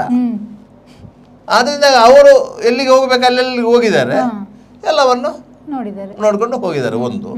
ಎರಡನೇದು, ಈಗ ಸಾಮಾಜಿಕ ಮಾಧ್ಯಮಗಳಲ್ಲಿ ಏನೆಲ್ಲ ಅಂಶಗಳು ಬಂದಿದೆ ಅದನ್ನೆಲ್ಲ ಅವರು ಸೂಕ್ಷ್ಮವಾಗಿ ಮಾಡಿದ್ದಾರೆ. ಮತ್ತೆ ಆಡಳಿತ ವ್ಯವಸ್ಥೆಯಲ್ಲಿ ನಿರ್ವಹಣೆ ಹೇಗಿದೆ ಅಂತ ನೋಡಿದ್ದಾರೆ. ಅದು ಸಹ ಇದೆ. ಕೇವಲ ಸ್ವಚ್ಛ ಭಾರತ್ ಅಂತ ಹೇಳಿದರೆ, ಸ್ವಚ್ಛ ಸರ್ವೇಕ್ಷಣೆ ಅಂತ ಹೇಳಿದರೆ ಕೇವಲ ಕಸ ತೆಗೆಯುವುದು ಮಾತ್ರ ಅಲ್ಲ, ಅದರ ವಿಲೇವಾರಿಯೂ ಮುಖ್ಯ. ಅದನ್ನು ಸಹ ನೋಡಿದ್ದಾರೆ. ಆದ್ರಿಂದಾಗಿ ನಮಗೆ ಆ ರ್ಯಾಂಕಿಂಗ್ ಬಂದಿದೆ. ನಾವಂತೂ ಪಾಸ್ ಆಗಲಿಲ್ಲ, ಫೇಲ್ ಆಗಿದೆ. ಮತ್ತೆ ಸರ್, ಈಗ ನಗರಗಳ ಶೌಚಾಲಯಗಳ ನಿರ್ವಹಣೆ ಸರಿಯಾಗಿ ಆಗದೇ ಇರೋದು ಕೂಡ ಮುಖ್ಯ ಕಾರಣ ಆಗಿರ್ಬೋದು. ಖಂಡಿತವಾಗಿ. ಯಾಕಂತ ಹೇಳಿದರೆ ಸಾರ್ವಜನಿಕ ಶೌಚಾಲಯಗಳು ಮಂಗಳೂರಲ್ಲಿ ಯಾವ ಸಾರ್ವಜನಿಕ ಶೌಚಾಲಯಗಳು ಸಹ ಸರಿಯಾದ ರೀತಿಯಲ್ಲಿ ನಿರ್ವಹಣೆ ಆಗ್ತಾ ಇಲ್ಲ. ನಿಮಗೆ ಸರ್ವಿಸ್ ಬಸ್ ಸ್ಟ್ಯಾಂಡ್ನ ಹತ್ತಿರ ಇರುವಂತಹ ಒಂದು ಶೌಚಾಲಯ, ಅದನ್ನು ಯಾರೋ ಬೇರೆಯವರು ನಿರ್ವಹಣೆ ಮಾಡ್ತಾ ಇರೋದರಿಂದ ಸ್ವಲ್ಪ ಇದಿದೆ. ಮತ್ತು ನಿಮಗೆ ಎಲ್ಲ ಕಡೆಗಳಲ್ಲೂ ಶೌಚಾಲಯ ನಿರ್ವಹಣೆ ಸರಿಯಿಲ್ಲ. ಹಂಪನಗಟ್ಟೆ ಶೌಚಾಲಯ ಸರಿಯಿಲ್ಲ. ಸಾವಿರಾರು ಮಂದಿ ಬಂದು ಹೋಗುವಂಥ ಜಾಗ. ಶೌಚಾಲಯದ ಒಳಗೆ ಹೋಗ್ಲಿಕ್ಕೆ ಮಾತ್ರ ಆಗುದಿಲ್ಲ, ಹೊರಗಿಂದ ಹೋಗ್ಲಿಕ್ಕೂ ಆಗೋದಿಲ್ಲ. ಇದು ಸಮಸ್ಯೆ. ಎಲ್ಲದಕ್ಕೂ ಒಂದು ತಿಲಕ ಇಟ್ಟಂತೆ ಮಹಾನಗರ ಪಾಲಿಕೆ ಎದುರುಗಡೆ ಒಂದು ಈ ಶೌಚಾಲಯ ಇದೆ, ಎಲೆಕ್ಟ್ರಾನಿಕ್ ಶೌಚಾಲಯ ಇದೆ, ಅದಕ್ಕೆ ಬೀಗವೇ ಹಾಕಿದ್ದಾರೆ. ಈ ರೀತಿಯಾಗಿ ಶೌಚಾಲಯ ನಿರ್ವಹಣೆ ಇಲ್ಲ. ಯಾಕಂದರೆ ಅದನ್ನೊಂದು ಟೆಂಡರ್ ಕರೆದು ಯಾವುದಾದ್ರೊಂದು ಸಂಸ್ಥೆಗೆ ಕೊಡಬೇಕು. ಮೊದಲು ಸುಲಭ ಶೌಚಾಲಯಗಳು ಅದು ರಾಷ್ಟ್ರ ವ್ಯಾಪ್ತಿಯಲ್ಲಿ ಒಂದು ಟೆಂಡರ್ ಕರೆದು ಕೊಡುವಂಥದ್ದು ವ್ಯವಸ್ಥೆ. ಅದಕ್ಕೆ ನೀರು ಮತ್ತು ಕರೆಂಟು ಮಹಾನಗರ ಪಾಲಿಕೆ ಕೊಡಬೇಕು. ನಿರ್ವಹಣೆ ಅವ್ರದ್ದು. ಮತ್ತು ಶೌಚಕ್ಕೆ ಇಷ್ಟು, ಮೂತ್ರಾಲಯಕ್ಕೆ ಇಷ್ಟು ಅಂತ ಹೇಳಿ ಅವರು ದುಡ್ಡು ಕಲೆಕ್ಟ್ ಮಾಡ್ತಾಯಿದ್ರು. ಆ ರೀತಿಯಾಗಿ ನಿರ್ವಹಣೆ ಆಗ್ತಾಯಿತ್ತು. ಆದರೆ ಅವರಿಗೂ ಸಹ ಏನಾಯಿತು ಅಂತ ಹೇಳಿದರೆ, ಇಲ್ಲಿ ಸರಿಯಾದ ರೀತಿಯಲ್ಲಿ ಸ್ಥಳೀಯ ಕೂಲಿ ಕಾರ್ಮಿಕರು ಸಿಕ್ಕುವುದಿಲ್ಲ. ಸ್ಥಳೀಯ ಕಾರ್ಮಿಕರು ಸಿಕ್ಕುದು, ಸಫಾಯಿ ಕರ್ಮಚಾರಿಗಳಂತ ಏನಿದ್ದಾರೆ ಅವರು ಲಭ್ಯರಿಲ್ಲ. ಅದರಿಂದಾಗಿ ಅವರು ಸಹ ನಿರ್ವಹಣೆ ಮಾಡಲಿಕ್ಕೆ, ಮತ್ತು ಅದಕ್ಕೆ ನೀರು ಸರಬರಾಜು ಸರಿಯಾಗಿರಲಿಲ್ಲ, ಕರೆಂಟ್ ಸರಿಯಾಗಿರಲಿಲ್ಲ. ಯಾಕಂದರೆ ಸಿಟಿ ಕಾರ್ಪೊರೇಷನ್ ಅವರು ಅದರ ಕರೆಂಟ್ ಬಿಲ್ಲೇ ಕಟ್ತಾ ಇರಲಿಲ್ಲ. ಈ ರೀತಿಯ ಸಮಸ್ಯೆಗಳಿತ್ತು. ಅದರಿಂದಾಗಿ ಶೌಚಾಲಯಗಳ ನಿರ್ವಹಣೆ ಮಾಡುವುದೇನಷ್ಟು ಸುಲಭ ಏನಲ್ಲ. ಅದನ್ನು ನಿರ್ವಹಣೆ ಮಾಡ್ತಾ ಇದ್ದಾರೆ ಅಂತಂದರೆ ನಾವು ಅವರಿಗೆ ಅಷ್ಟು ಸವಲತ್ತು ಕೊಡಬೇಕು. ಅವರೇನು ಸಂಬಳಕ್ಕೆ ಮಾಡುತ್ತಿರುವುದಲ್ಲ. ಅವರು ಯಾರು ಅದನ್ನು ದುಡ್ಡು ಕೊಟ್ಟು ಬಳಸ್ತಾರ, ಅವರು ಕೊಟ್ಟ ದುಡ್ಡಿನಿಂದಾಗಿ ಅವ್ರ ಜೀವನ ನಡೆಸುವಂಥವರು, ಅದನ್ನು ನಿರ್ವಹಣೆ ಮಾಡುವಂಥದ್ದು. ಅವರಿಗೆ ಪ್ರೋತ್ಸಾಹ ಕೊಡುವಂಥ ವ್ಯವಸ್ಥೆ ಮಹಾನಗರ ಪಾಲಿಕೆಯಲ್ಲಿ ಇಲ್ಲದೇ ಇದ್ದುದರಿಂದ ಈ ರೀತಿಯಾಗಿ ಆಗಿದೆ. ಅದು ಸಹ ಈ ಸ್ವಚ್ಛ ಸರ್ವೇಕ್ಷಣೆಯಲ್ಲಿ ಒಂದು ಅಂಶ. ನಿಮ್ಮಲ್ಲಿ ಸಾರ್ವಜನಿಕ ಶೌಚಾಲಯಗಳನ್ನು ನೀವು ಯಾವ ರೀತಿ ನಿರ್ವಹಣೆ ಮಾಡ್ತಾ ಇದ್ದೀರಿ, ಅದನ್ನು ಹೊರಗುತ್ತಿಗೆ ಕೊಟ್ಟಿದ್ದೀರಾ ಅಥವಾ ಮಹಾನಗರ ಪಾಲಿಕೆ ನೇರವಾಗಿ ನಿರ್ವಹಣೆ ಮಾಡ್ತಾ ಇದೆಯಾ? ಹೊರಗುತ್ತಿಗೆ ಕೊಟ್ಟಿದ್ದರೆ ಗುತ್ತಿಗೆದಾರರನ್ನು ನೀವು ಗುರಿ ಮಾಡ್ಬೋದು, ಅವು ಸರಿಯಾಗಿ ನಿರ್ವಹಣೆ ಮಾಡಲಿಲ್ಲ ಅಂತೇಳಿ. ಒಂದು ಸಂಸ್ಥೆಯಾಗಿ, ಒಂದು ಸಾರ್ವಜನಿಕ ಸಂಸ್ಥೆಯಾಗಿ ಒಂದು ಮಹಾನಗರ ಪಾಲಿಕೆ ಗುತ್ತಿಗೆ ಕೊಟ್ಟಂಥ ಸಂಸ್ಥೆ ಆಗಲಿ ವ್ಯಕ್ತಿ ಆಗಲಿ ಸರಿಯಾದ ನಿರ್ವಹಣೆ ಮಾಡಲಿಲ್ಲ ಅಂತಂದರೆ ಅದನ್ನು ವಾಪಸ್ ತೆಗೆದು ಮತ್ತೊಂದು ಟೆಂಡರ್ ಕರೀಬೋದಿತ್ತು. ಇಲ್ಲಾಂದರೆ ಅದಕ್ಕೆ ಒಂದು ಫೀಸ್ ಫಿಕ್ಸ್ ಮಾಡ್ಬೋದಿತ್ತು, ಇಷ್ಟೊಂದು ಕೊಡಬೇಕು ಅಂತೇಳಿ. ಒಬ್ಬನಿಗೆ ಕನಿಷ್ಠ ಆದರೂ ದಿವಸಕ್ಕೆ ಒಂದು 500 ರೂಪಾಯಿ ಸಂಬಳ ಕೊಡೋದು, ಮತ್ತೆ ನಿರ್ವಹಣೆ ಅಂತೇಳಿ ಮಾಡ್ಕೊಂಡು ಹೋದ್ರೂ ಆಗ್ತಾ ಇತ್ತು. ಅದನ್ನೂ ಮಾಡಲಿಲ್ಲ. ಒಂದು ಇಂಟರ್ನ್ಯಾಷನಲ್ ಲೆವೆಲ್ ಮಾನ್ಯತೆ ಇದ್ದಂಥ ಸುಲಭ ಶೌಚಾಲಯದಂಥ ಸಂಸ್ಥೆಗೂ ಇವರು ಟೆಂಡರ್ ಕೊಡಲಿಲ್ಲ. ಯಾಕಂದರೆ ಇವರ ಮನಸ್ಸಲ್ಲಿ ಏನಂತ ಹೇಳಿದರೆ, ಇವರ ಮನಸ್ಸಲ್ಲಿ ಏನು, ಅವರು ತುಂಬ ಲಾಭ ಮಾಡ್ತಾ ಇದ್ದಾರೆ, ನಮ್ಮ ಮಹಾನಗರ ಪಾಲಿಕೆಗೆ ಏನು ಬರುವುದಿಲ್ಲ ಅಂತ ಅಷ್ಟೇ. ಅವರು ಎಷ್ಟೇ ಲಾಭ ಮಾಡಲಿ, ನಿಮ್ಮ ಮಹಾನಗರ ಪಾಲಿಕೆಯ ಒಂದು ವ್ಯವಸ್ಥೆಯನ್ನು ಅವರು ನಿರ್ವಹಣೆ ಮಾಡ್ತಾ ಇದ್ದಾರಾ ಇಲ್ವೋ, ನೀವು ಅದರಲ್ಲಿ ಲಾಭದ ಅಂಶವನ್ನು ನೋಡುವುದು ಯಾಕೆ? ಇದನ್ನು ನಾವು ಮೊದಲಾಗಿ ಗಮನಿಸಬೇಕು. ಈಗ ಎಲ್ಲಾದ್ರೂ ಒಂದು ಸಣ್ಣ ಜಗಳ ಆದ್ರೆ ಸರ್, ನಮ್ಮ ಅಧಿಕಾರಿಗಳು ನೆಕ್ಸ್ಟ್ ಸೆಕೆಂಡ್ಗೆನೆ ಅದ್ರ ಬಗ್ಗೆ ಮಾಹಿತಿ ಕೊಡೋದಾಗ್ಲಿ, ಅದ್ರ ಬಗ್ಗೆ ಮಾತಾಡೋದಾಗ್ಲಿ ಮಾಡ್ತಾರೆ. ಇವಾಗ ಇಂಥ ಒಂದು ಏನು ದುರಸ್ತಿ ಆಗ್ತಾ ಇದೆ ಅಂದ್ರೆ, ಇವಾಗ ಶೌಚಾಲಯಗಳ ನಿರ್ಮಾಣ ಇಲ್ಲ ಕರೆಕ್ಟ್ ಆಗಿ, ಅಲ್ಲಲ್ಲಿ ಕಸಗಳು ಬಿದ್ದಿರುವಂಥದ್ದು, ಇದಕ್ಕೆಲ್ಲ ಯಾಕೆ ಅವರು ಒಂದು ಮುಂದಾಳತ್ವ ತಗೊಂಡು ಬಂದು ಮಾತಾಡಲ್ಲ ಇದ್ರ ಬಗ್ಗೆ? ಅದರ ಬಗ್ಗೆ ಮಾತಾಡಲ್ಲ ಯಾಕಂತ ಹೇಳಿದರೆ, ಆ ಮಹಾನಗರ ಪಾಲಿಕೆಯ ಎಲ್ಲ ಅಧಿಕಾರಿಗಳಿಗೆ ಗೊತ್ತಿದೆ ಏನು ಅಂತ. ನಮ್ಮ ದೌರ್ಬಲ್ಯ ಇಲ್ಲಿ ಎದ್ದು ಕಾಣುತ್ತಿದೆ. ಈಗ ಈ ಬಗ್ಗೆ ನಾವು ಯಾವುದೇ ರೀತಿಯಲ್ಲಿ ಹೇಳಿಕೆಗಳನ್ನು ಕೊಟ್ಟರೂ ಸಹ ಜನರು ನಂಬೋದಿಲ್ಲ, ಮತ್ತೆ ನಾವೇ ಸಿಕ್ಕಾಕೊಳ್ತೇವೆ. ಯಾಕೆ ಇಲ್ಲಿ ಈ ಪ್ರಸ್ತಾಪ ಮಾಡ್ತಾ ಇದ್ದೇನೆ ಅಂತ ಹೇಳಿದರೆ, ನಿಮಗೆ ಅಧಿಕಾರಿಗಳು ಯಾವುದೇ ಮಾಹಿತಿಗಳನ್ನು ಜನರೊಂದಿಗೆ ಹಂಚಿಕೊಳ್ಳುವಂಥ ಸಂದರ್ಭದಲ್ಲಿ ಪಾರದರ್ಶಕತೆಯನ್ನು ಕಾಯ್ದುಕೊಳ್ಬೇಕು, ಸ್ಪಷ್ಟವಾಗಿ ಹೇಳಬೇಕು. ವಾಸ್ತವ ಅಂಶ ಏನು ಅಂತ ಹೇಳಿ ಜನರಿಗೆ ಗೊತ್ತಿದೆ, ಹೊರತು AC ಚೇಂಬರಲ್ಲಿ ಕೂತಿರುವ ಅಧಿಕಾರಿಗಳಿಗೆ ಗೊತ್ತಿರುವುದಿಲ್ಲ. ರಸ್ತೆಯಲ್ಲಿ ಹೋಗುವವನಿಗೆ ಗೊತ್ತಿದೆ ಆ ರಸ್ತೆಯ ಪರಿಸ್ಥಿತಿ ಏನಿದೆ ಅಂತೇಳಿ. ಅದೇ ರಸ್ತೆ ಸಂಪೂರ್ಣವಾಗಿ ಅಭಿವೃದ್ಧಿ ಆಗಿದೆ ಅಂತ ಹೇಳಿ AC ಚೇಂಬರಲ್ಲಿ ಕೂತು ಹೇಳಿದರೆ ಸಾರ್ವಜನಿಕರು ಅವನಿಗೆ ಚಪ್ಪಲೆಯಲ್ಲಿ ಹೊಡೆಯುವಂಥ ಮಾತುಗಳನ್ನು ಹೇಳುವುದಿಲ್ಲ, ಹೇಳ್ತಾರೆ. ಈಗ ನಮಗೆ ಈಗ ಸೋಷಿಯಲ್ ಮೀಡಿಯಾದ ಯುಗ, ಪ್ರತಿಯೊಬ್ಬರ ಕೈಯಲ್ಲೂ ಸ್ಮಾರ್ಟ್ ಫೋನ್ಗಳಿದೆ. ಅವನೊಂದು ಕಡೆಯಲ್ಲಿ ಒಂದು ಫೋಟೋ ತೆಗೆದು ಅದನ್ನು ಅಪ್ಲೋಡ್ ಮಾಡಿದರೆ ಅದು ಕ್ಷಣ ಮಾತ್ರದಲ್ಲಿ ಅಷ್ಟು ದಿಕ್ಕಿಗೆ ವೈರಲ್ ಆಗುವಂಥ, ಅದರಿಂದಾಗಿ ಯಾವುದನ್ನು ನೀವು ಮುಚ್ಚಿಡುವಂಥ ಪರಿಸ್ಥಿತಿಯಲ್ಲಿ ಇಲ್ಲ, ಮುಚ್ಚಿಡುವಂಥ ಪರಿಸ್ಥಿತಿಯಲ್ಲಿ ಇಲ್ಲ. ಅದರಿಂದಾಗಿ ನೀವು ಅಂತಹ ಒಂದು ಸುಳ್ಳುಗಳನ್ನು ಹೇಳಲಿಕ್ಕೆ ಆಗುವುದಿಲ್ಲ. ಯಾವಾಗ ಸುಳ್ಳುಗಳನ್ನು ಹೇಳಿ ಜನರ ಕಿವಿಗೆ ಹೂ ಇಡುವಂಥ ಕೆಲಸವನ್ನು ಇವರು ಮಾಡ್ತಾ ಇದ್ರು, ಅಂಥ ಕಾಲಘಟ್ಟ ಕಳೆದು ಹೋಗಿದೆ. ಈಗ ಏನಿದ್ರು ಆಧುನಿಕ ಕಾಲಘಟ್ಟ. ಅದನ್ನು ನೀವು ಸತ್ಯವನ್ನು ಹೇಳಬೇಕು, ಕೆಲಸ ಮಾಡಬೇಕು, ಜನರಿಗೆ ಮನವರಿಕೆ ಮಾಡಬೇಕು. ನೋಡಿ, ನಿಮ್ಮ ಏರಿಯಾದಲ್ಲಿ ನಾವು ಇಂತಿಂಥ ಕೆಲಸಗಳನ್ನು ಮಾಡಿದ್ದೇವೆ, ನಿಮಗೆ ತೃಪ್ತಿ ಇದೆಯಾ? ಇನ್ನೆಷ್ಟು ಕೆಲಸಗಳು ಆಗಬೇಕು.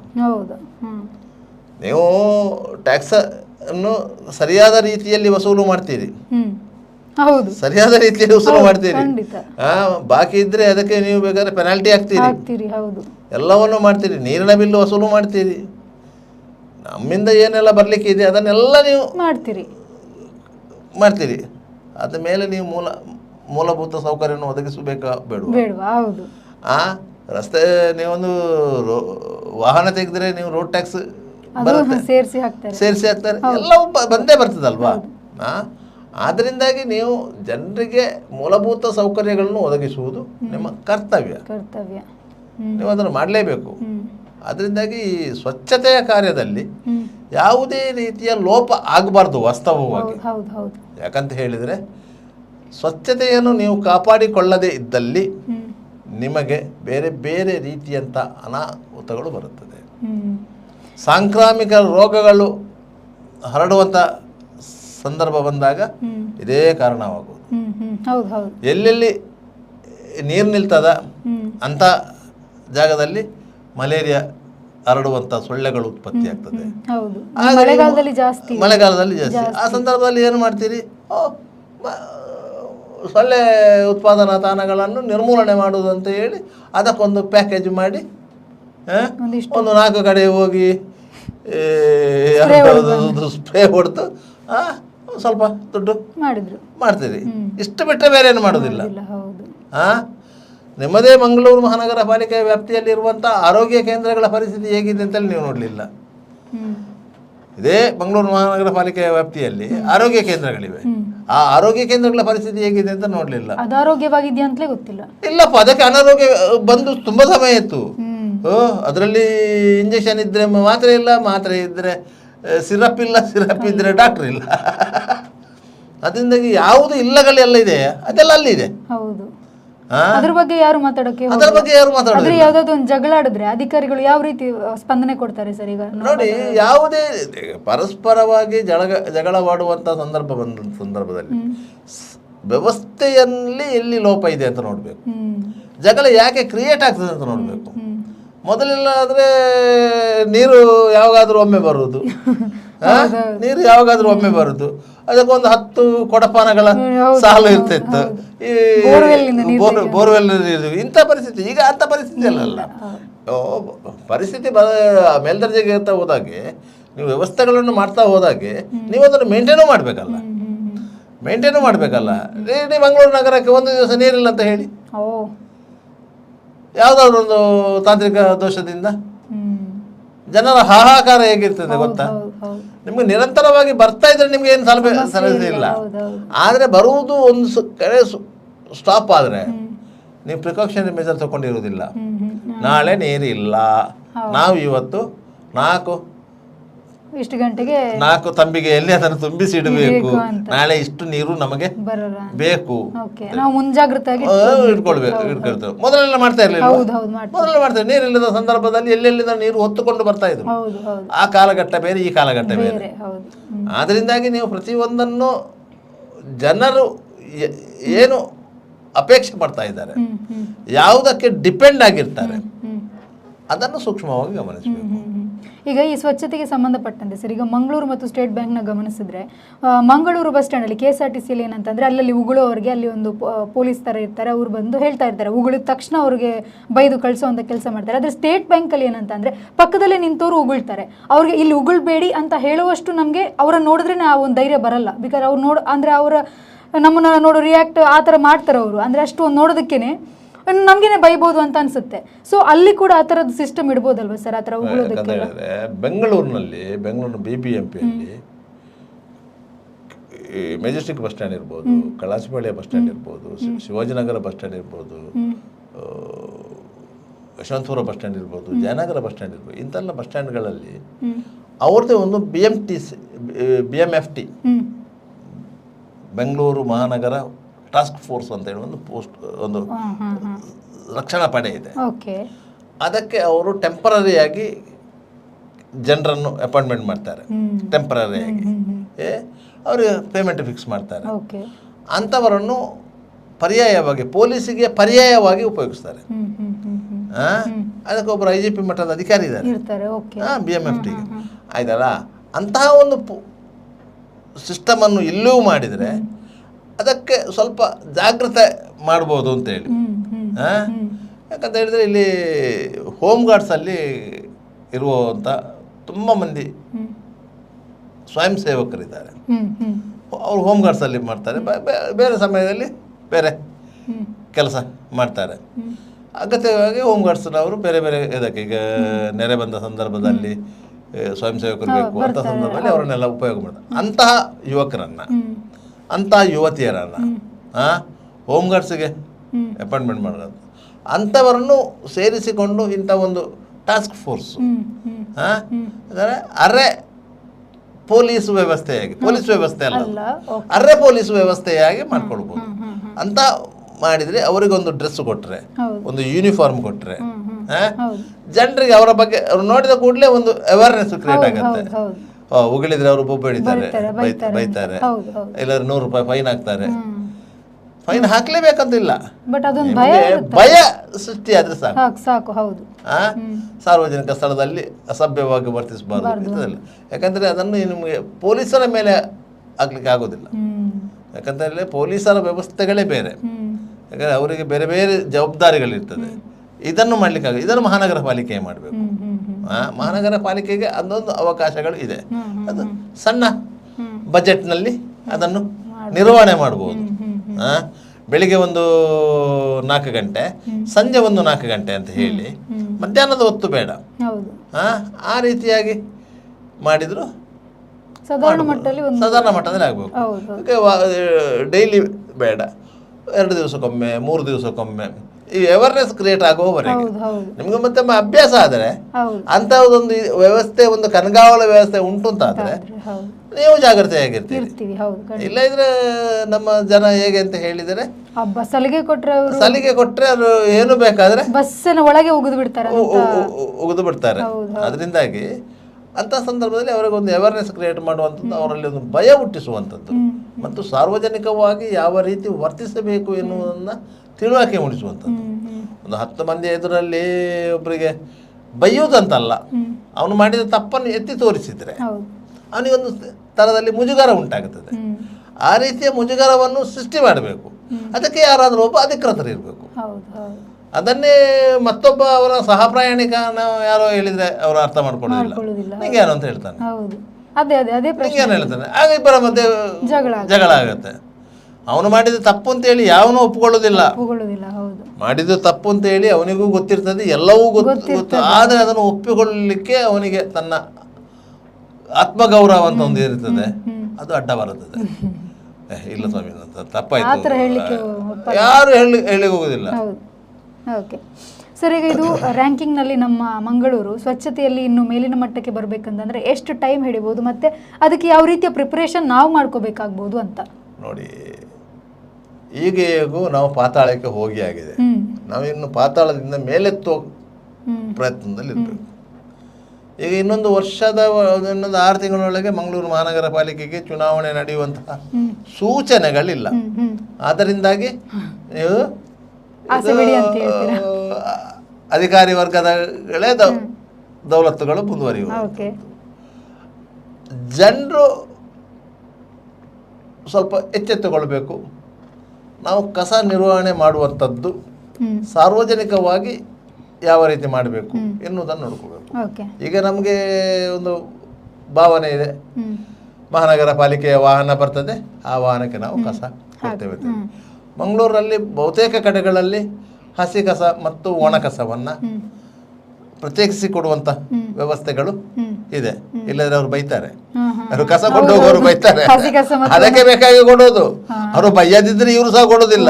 ಒಟ್ಟಿಗೆ ಒಂದು ಡಬ್ಬಕ್ಕೆ ಹಾಕಿ ಕೊಡ್ತಾರೆ. ನಮ್ಮ ಹೆಂಗಸರು ಅಷ್ಟು ಜೋರಿದ್ದಾರೆ. ಹಾಗೆ ಮತ್ತೆ ಜನರು ಅದರ ಬಗ್ಗೆ ಆಲೋಚನೆ ಮಾಡಬೇಕು. ಬೇರೆ ಸಾರ್ವಜನಿಕ ಸ್ಥಳದಲ್ಲಿ ನಾವು ಕಸವನ್ನು ಡಂಪ್ ಮಾಡುವಂಥದ್ದು. ಈಗ ನೀವು ಬಿಸೋಡು ಕಡೆಗೆ ಹೋಗುವ ರಸ್ತೆಯಲ್ಲಿ ನೋಡಬೇಕು, ಅದು ಕಣ್ಣೂರು ಪಂಚಾಯತಿಗೆ ಬರುತ್ತೆ, ಉದ್ದಕ್ಕೂ ಕಸದ ತೊಟ್ಟೆಗಳಿರ್ತದೆ. ಅದು ಎಲ್ಲಿಂದ ಬರ್ತದೆ? ಗಾಡಿಯಲ್ಲಿ ಹೋಗಿ ಬಿಸಾಡಿ. ಗಾಡಿಗೆ ಇವನು ತರುವುದೆಲ್ಲಿಂದ? ಇವನ ಮನೆಯಿಂದ ತರುವುದಾ ಅಂತ? ಮನೆಯಿಂದ ನಿಮಗೆ ಕಸ ಕೊಂಡೋಗುವಂಥ ವ್ಯವಸ್ಥೆ ಇರುವಾಗ ನೀವು ಅದನ್ನು ಮನೆಯಿಂದ ಎತ್ಕೊಂಡು ಬರುವುದು ಯಾಕೆ? ಅಂಗಡಿಯಿಂದ, ಹೋಟೆಲ್ನಿಂದ, ಬೇರೆ ಬೇರೆ ಕಡೆಗಳಿಂದ ಕಸ ಕೊಂಡೋಗುವಂಥ ವ್ಯವಸ್ಥೆ ಇರುವಾಗ ಅದನ್ನು ನೀವು ಎಲ್ಲಿಂದ ತರ್ತೀರಿ? ಇದು ಪ್ರಶ್ನೆ ಇರುವುದು. ನೀವು ಅದನ್ನು ನಿಲ್ಲಿಸಿ ಕೇಳಬೇಕು ಯಾರನ್ನಾದರೂ, ನೀವು ಎಲ್ಲಿಂದ ಕಸ ತರುವುದೆಲ್ಲಿ, ಬಿಸಾಡುವುದೆಲ್ಲಿ ಅಂತ ಆಗಬೇಕು.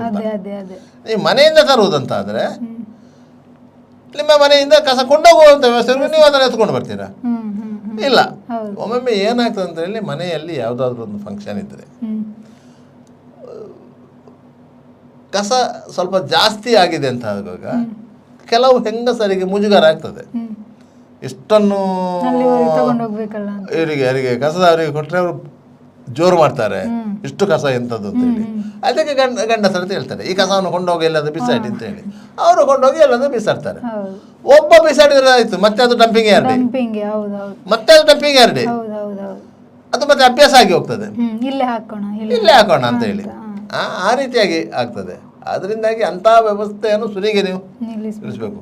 ನೀವು ಬೇಕಾದ್ರೆ ನೋಡಿ, CC ಕಣ್ಗಾವಲಿಯಲ್ಲಿ ಕಸ ಬಿಸಾಡಬಾರ್ದು ಅಂತ ಹೇಳಿ, ಅಲ್ಲಿ ಯಾವ CCTV ಇರುವುದಿಲ್ಲ, ಆದರೂ ಹಾಕಿರ್ತಾರೆ.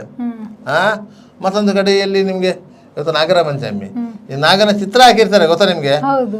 ದೇವರ ಸಾನ್ನಿಧ್ಯ ಇದೆ, ಇಲ್ಲಿ ಕಸ ಹಾಕಬೇಡಿ, ಮಲಮೂತ್ರ ವಿಸರ್ಜನೆ ಮಾಡಬೇಡಿ ಅಂತ ಹೇಳಿ. ಯಾಕಂದ್ರೆ ದೇವರಿಗಾದ್ರೆ ಹೆದರ್ತಾರೆ ಇವರು ಅಂತೇಳಿ. ಇಲ್ಲ ಇಲ್ಲ ದೇವರ ಆಚೆ ಸೈಡಲ್ಲಿ ಇಲ್ಲದೆ ಇವರು ಅಲ್ಲೇ ಮಾಡ್ತಾರೆ. ಆ ರೀತಿಯ ಒಂದು ವ್ಯವಸ್ಥೆಗಳು ಇದೆ. ಅದು ನಮ್ಮ ಮನಸ್ಸಲ್ಲಿ ಬದಲಾವಣೆ ಬರಬೇಕು, ಜನರು ಬದಲಾವಣೆ ಆಗಬೇಕು. ಯಾಕಂತ ಹೇಳಿದರೆ ಕಸವನ್ನು ನಾವು ಎಷ್ಟು ನೀಟಾಗಿ ವಿಲೇವಾರಿ ಮಾಡಬೇಕು, ಎಲ್ಲಿ ವಿಲೇವಾರಿ ಮಾಡಬೇಕು ಅಂತ ಕೆಲವು ವರ್ಷಗಳ ಹಿಂದೆ ಜಿಲ್ಲಾಧಿಕಾರಿ ಅವರು ಹೇಳಿದರು. ಇಲ್ಲಿ ಪಂಪುವೆಲ್ಲಲ್ಲಿ ಖಾಸಗಿ ಬಸ್ ಸ್ಟ್ಯಾಂಡಿಗೆ ಜಾಗ ಇದು ಮಾಡಿದರು. ಆಗ ಜಿಲ್ಲಾಧಿಕಾರಿಯವರು ಹೇಳಿದರು, ಮಂಗಳೂರು ನಗರದಲ್ಲಿ ಇದು ಯಾವುದು ಈ ಕಟ್ಟಡ ತ್ಯಾಜ್ಯಗಳನ್ನು ವಿಲೇವಾರಿ ಮಾಡುವಂಥ ಸಂದರ್ಭ ಆ ತ್ಯಾಜ್ಯಗಳನ್ನು ತಂದು ಅಲ್ಲಿ ವಿಲೇವಾರಿ ಮಾಡಿ. ಯಾಕಂದ್ರೆ ನಮ್ಗೆ ಅದು ಲ್ಯಾಂಡ್ ಫಿಲ್ ಮಾಡಿದಾಗ ಆಗ್ತದೆ ಸಹಜವಾಗಿ ಅಂತೇಳಿ. ಸಹಜವಾಗಿ ನಮ್ಗೆ ಅದು ಲ್ಯಾಂಡ್ ಫಿಲ್ ಮಾಡಿದಾಗೆ ಆಗ್ತದೆ, ನೀವು ಅಲ್ಲಿ ಹಾಕಿ ಅಂತೇಳಿ. ಯಾರು ಕೊಂಡಾಗ ಹಾಕಲಿಲ್ಲ. ಯಾಕಂದರೆ ಅದು ಕೆಳಗೆ ಇಳ್ಕೊಂಡು ಹೋಗ್ಬೇಕು, ಲಾರಿ ಅಲ್ಲಿ ಡಂಪ್ ಮಾಡಿಕೊಂಡು ಮೇಲೆ ಬರಬೇಕು. ಕೆಲವು ಸಂದರ್ಭದಲ್ಲಿ ಮುಗಿಯಿತು. ನೋಡಿ, ನಿಮಗೆ ಜಾಗ ಕೊಟ್ಟ ಮೇಲೆ ನೀವು ಅಲ್ಲಿ ಮಾಡಬೇಕು. ನೀವು ಅದೇ ಕಟ್ಟಡ ತ್ಯಾಜ್ಯವನ್ನು ಕೊಂಡೋಗಿ ಬಂಗ್ರಕೊಳ್ಳೂರಲ್ಲಿ ವಿಲೇವಾರಿ ಮಾಡ್ತೀರಿ, ಇಲ್ಲಿ ಪಚ್ಚನಾಡಿಯಲ್ಲಿ ಕೊಂಡಲ್ಲಿ ವಿಲೇವಾರಿ ಮಾಡ್ತೀರಿ. ಅಂದ್ರೆ ಕೊಂಡೋಗಿ ಅಲ್ಲಿ ವಿಲೇವಾರಿ ಮಾಡಿದರೆ ಆ ಜಾಗ ಫಿಲ್ ಆದ್ರೆ ಆಗ್ತಾ ಇತ್ತು. ಮುಂದೆ ಜಾಗದಲ್ಲಿ ನಿಮಗೆ ಬಸ್ ಸ್ಟ್ಯಾಂಡ್ ಕಟ್ಟುವಂಥ ದಿನವಾಗ ಬಂದಾಗ ಲ್ಯಾಂಡ್ ಫಿಲ್ ಮಾಡುವಂಥ ಒಂದು ಖರ್ಚಾದ್ರೂ ಉಳಿತಾ ಇತ್ತು. ಅದನ್ನು ಮಾಡುವುದಿಲ್ಲ. ನೋಡಿ, ನಿಮಗೆ ಮುಕ್ತವಾದ ಅವಕಾಶವನ್ನು ಕೊಟ್ಟಾಗಲೂ ನೀವು ಅದು ಅವಕಾಶವನ್ನು ಬಳಸಿಕೊಳ್ಳದೇ ಇದ್ದರೆ ತಪ್ಪಿರೋದು ಜಾಸ್ತಿಯಾಗಿ ಜನರದ್ದೇ. ಜನರ ತಪ್ಪ ಅದನ್ನು ಮೇಂಟೈನ್ ಮಾಡುವಂಥದ್ದು, ನಿರ್ವಹಿಸಣೆ ಯಾರು ಮಾಡ್ತಾರೆ ಅವರ ಮಾರ್ಗದರ್ಶನದ ಫೇಲ್ಯೂರ್ ಇದೆ, ಕೊರತೆ ಇದೆ. ಮಹಾನಗರ ಪಾಲಿಕೆ ಏನು ಬೇಜವಾಬ್ದಾರಿತನ ಇದೆ, ಅದು ಇದರಲ್ಲಿ ಕಾಣ್ತಾ ಇರೋದು. ಮಹಾನಗರ ಪಾಲಿಕೆಯ ಅಧಿಕಾರಿಗಳು, ಸಿಬ್ಬಂದಿ ವರ್ಗ, ಪಾಲಿಕೆಯ ಸದಸ್ಯರು, ಮಾಜಿ ಸದಸ್ಯರು, ಜವಾಬ್ದಾರಿದ್ದವರು ಎಲ್ಲರೂ ಸಹ ತಮ್ಮ ತಮ್ಮ ವಾರ್ಡಲ್ಲಿ ಸರಿಯಾದ ರೀತಿಯಲ್ಲಿ ಮೇಂಟೈನ್ ಮಾಡ್ತಾ ಹೋಗ್ತಾ ಇದ್ರೆ ಈ ಸಮಸ್ಯೆ ಬರ್ತಾ ಇರಲಿಲ್ಲ. ಒಂದು ವಾರ್ಡ್ ಬಿಟ್ಟರೆ ಇನ್ನೊಂದು ವಾರ್ಡಿಗೆ ಏನಿಲ್ಲ, ಅಡ್ಜಸೆಂಟ್ ಕನೆಕ್ಟೆಡ್ ವಾರ್ಡ್ಗಳೇ ಇರೋದು. ಆಯಾ ವಾರ್ಡ್ಗಳಲ್ಲೇ ನೀವು ಸರಿಯಾಗಿ ಮಾಡ್ತಾ ಇದ್ರೆ, ಆಯಾ ವಾರ್ಡಲ್ಲಿ ನೀವು ಸರಿಯಾದ ಅದನ್ನು ನೋಡ್ತಾ ಇದ್ರೆ, ಅದನ್ನು ನೋಡಿ ಮತ್ತೊಂದು ವಾರ್ಡ್ ಅವರು ಸರಿಯಾಗಿ ಮೇಂಟೈನ್ ಮಾಡ್ತಾ ಇದ್ರು. ಅದರಿಂದಾಗಿ ಅಂತಹ ವ್ಯವಸ್ಥೆಯನ್ನು ಮಾಡಬೇಕಾದ್ರೆ ನೀವು ಸ್ಥಳೀಯರೇ ಅದಕ್ಕೆ ಆಗಬೇಕು. ಎಲ್ಲಿಂದೋ ಬಂದ ಅಧಿಕಾರಿಗಳ ಮೇಲೆ ನಾವು ಗೂಬೆ ಕುರಿಸುವುದಲ್ಲ. ಯಾವುದೇ ಒಬ್ಬ ಅಧಿಕಾರಿ ಒಂದು ಬೆಳಿಗ್ಗಿನ ಹೊತ್ತು ವಾಕಿಂಗ್ ಹೋಗ್ಲಿ ಮಂಗಳೂರು ನಗರದಲ್ಲಿ ಹೋಗಲ್ಲ. ಮಂಗಳೂರು ನಗರ ಹೇಗೆ ಅಂತ ಗೊತ್ತಿದೆ. ಅವರು ಹೋಗೋದು ಸರ್ಕಾರ ಕೊಟ್ಟ ಗಾಡಿಯಲ್ಲಿ. ವಾಕಿಂಗ್ ಹೋಗ್ಲಿ. ಮೊದಲು ಬರ್ತಲಾನ್ ಮೀನ ಇಲ್ಲಿ DC ಆಗಿರುವಾಗ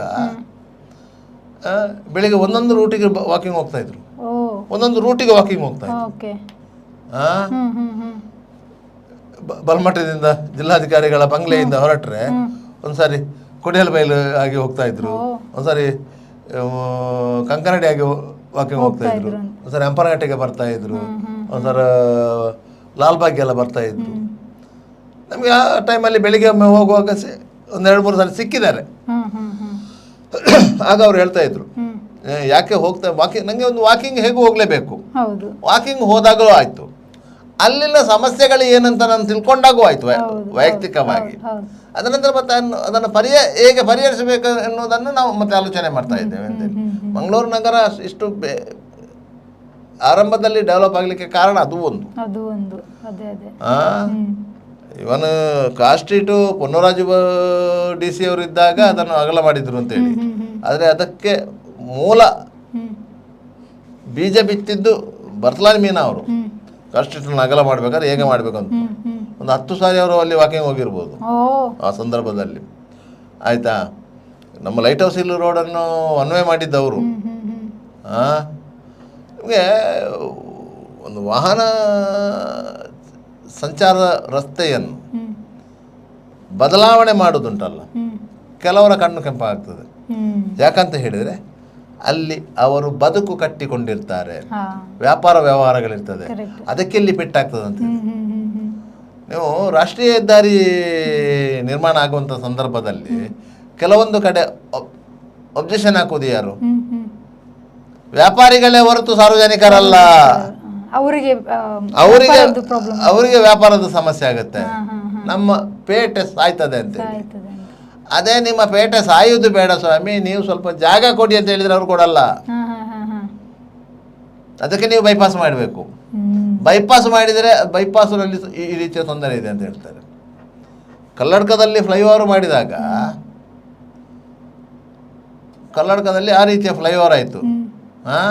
ಕಲ್ಲಡ್ಕದವರು ಸುರಿಗೆ ಒಬ್ಜೆಕ್ಷನ್ ಮಾಡಿದ್ದು ನೀವು ಇದರ ಗೋಡೆ ಕಟ್ಟಿ ಅದರ ಮೇಲೆ ಫ್ಲೈಓವರ್ ಮಾಡೋದಕ್ಕೆ, ಅಂದರೆ ಪಿಲ್ಲರ್ ಮೇಲೆ ಫ್ಲೈಓವರ್ ಮಾಡೋದು ಅಂತ ಆಯಿತು.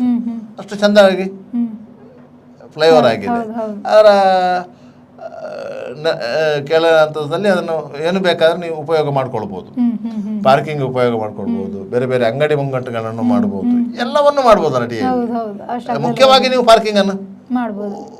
ಪಾರ್ಕಿಂಗ್ ಆಗಿ ಉಪಯೋಗ ಮಾಡ್ಬೋದು. ಅದೇ ಮೆಲ್ಕಾರ್ನ ಫ್ಲೈಓವರಲ್ಲಿ ಅಡಿಯಲ್ಲಿ ಏನೂ ಇಲ್ಲ. ಇಡೀ ಮೆಲ್ಕಾರನ್ನು 2 ಭಾಗ ಮಾಡಿದಾಗ 2 ಭಾಗ, ಆಚೆ ಅವನ ಮುಖ ಈಚೆನಿ ಕಾಣುದು, ಈಚೆ ಮುಖ ಆಚೆನಿ ಕಾಣುದು, ಬಾರ್ಡರ್ ಆಗಿ. ಅದರಿಂದ ಇಡೀ ಪೇಟೆ ಸಾಯ್ತದೆ. ಒಂದು ಡೆವಲಪ್ಡ್ ಪೇಟೆ, ಡೆವಲಪ್ ಆಗುವಂಥ ಪೇಟೆ ಸಾಯ್ತದೆ.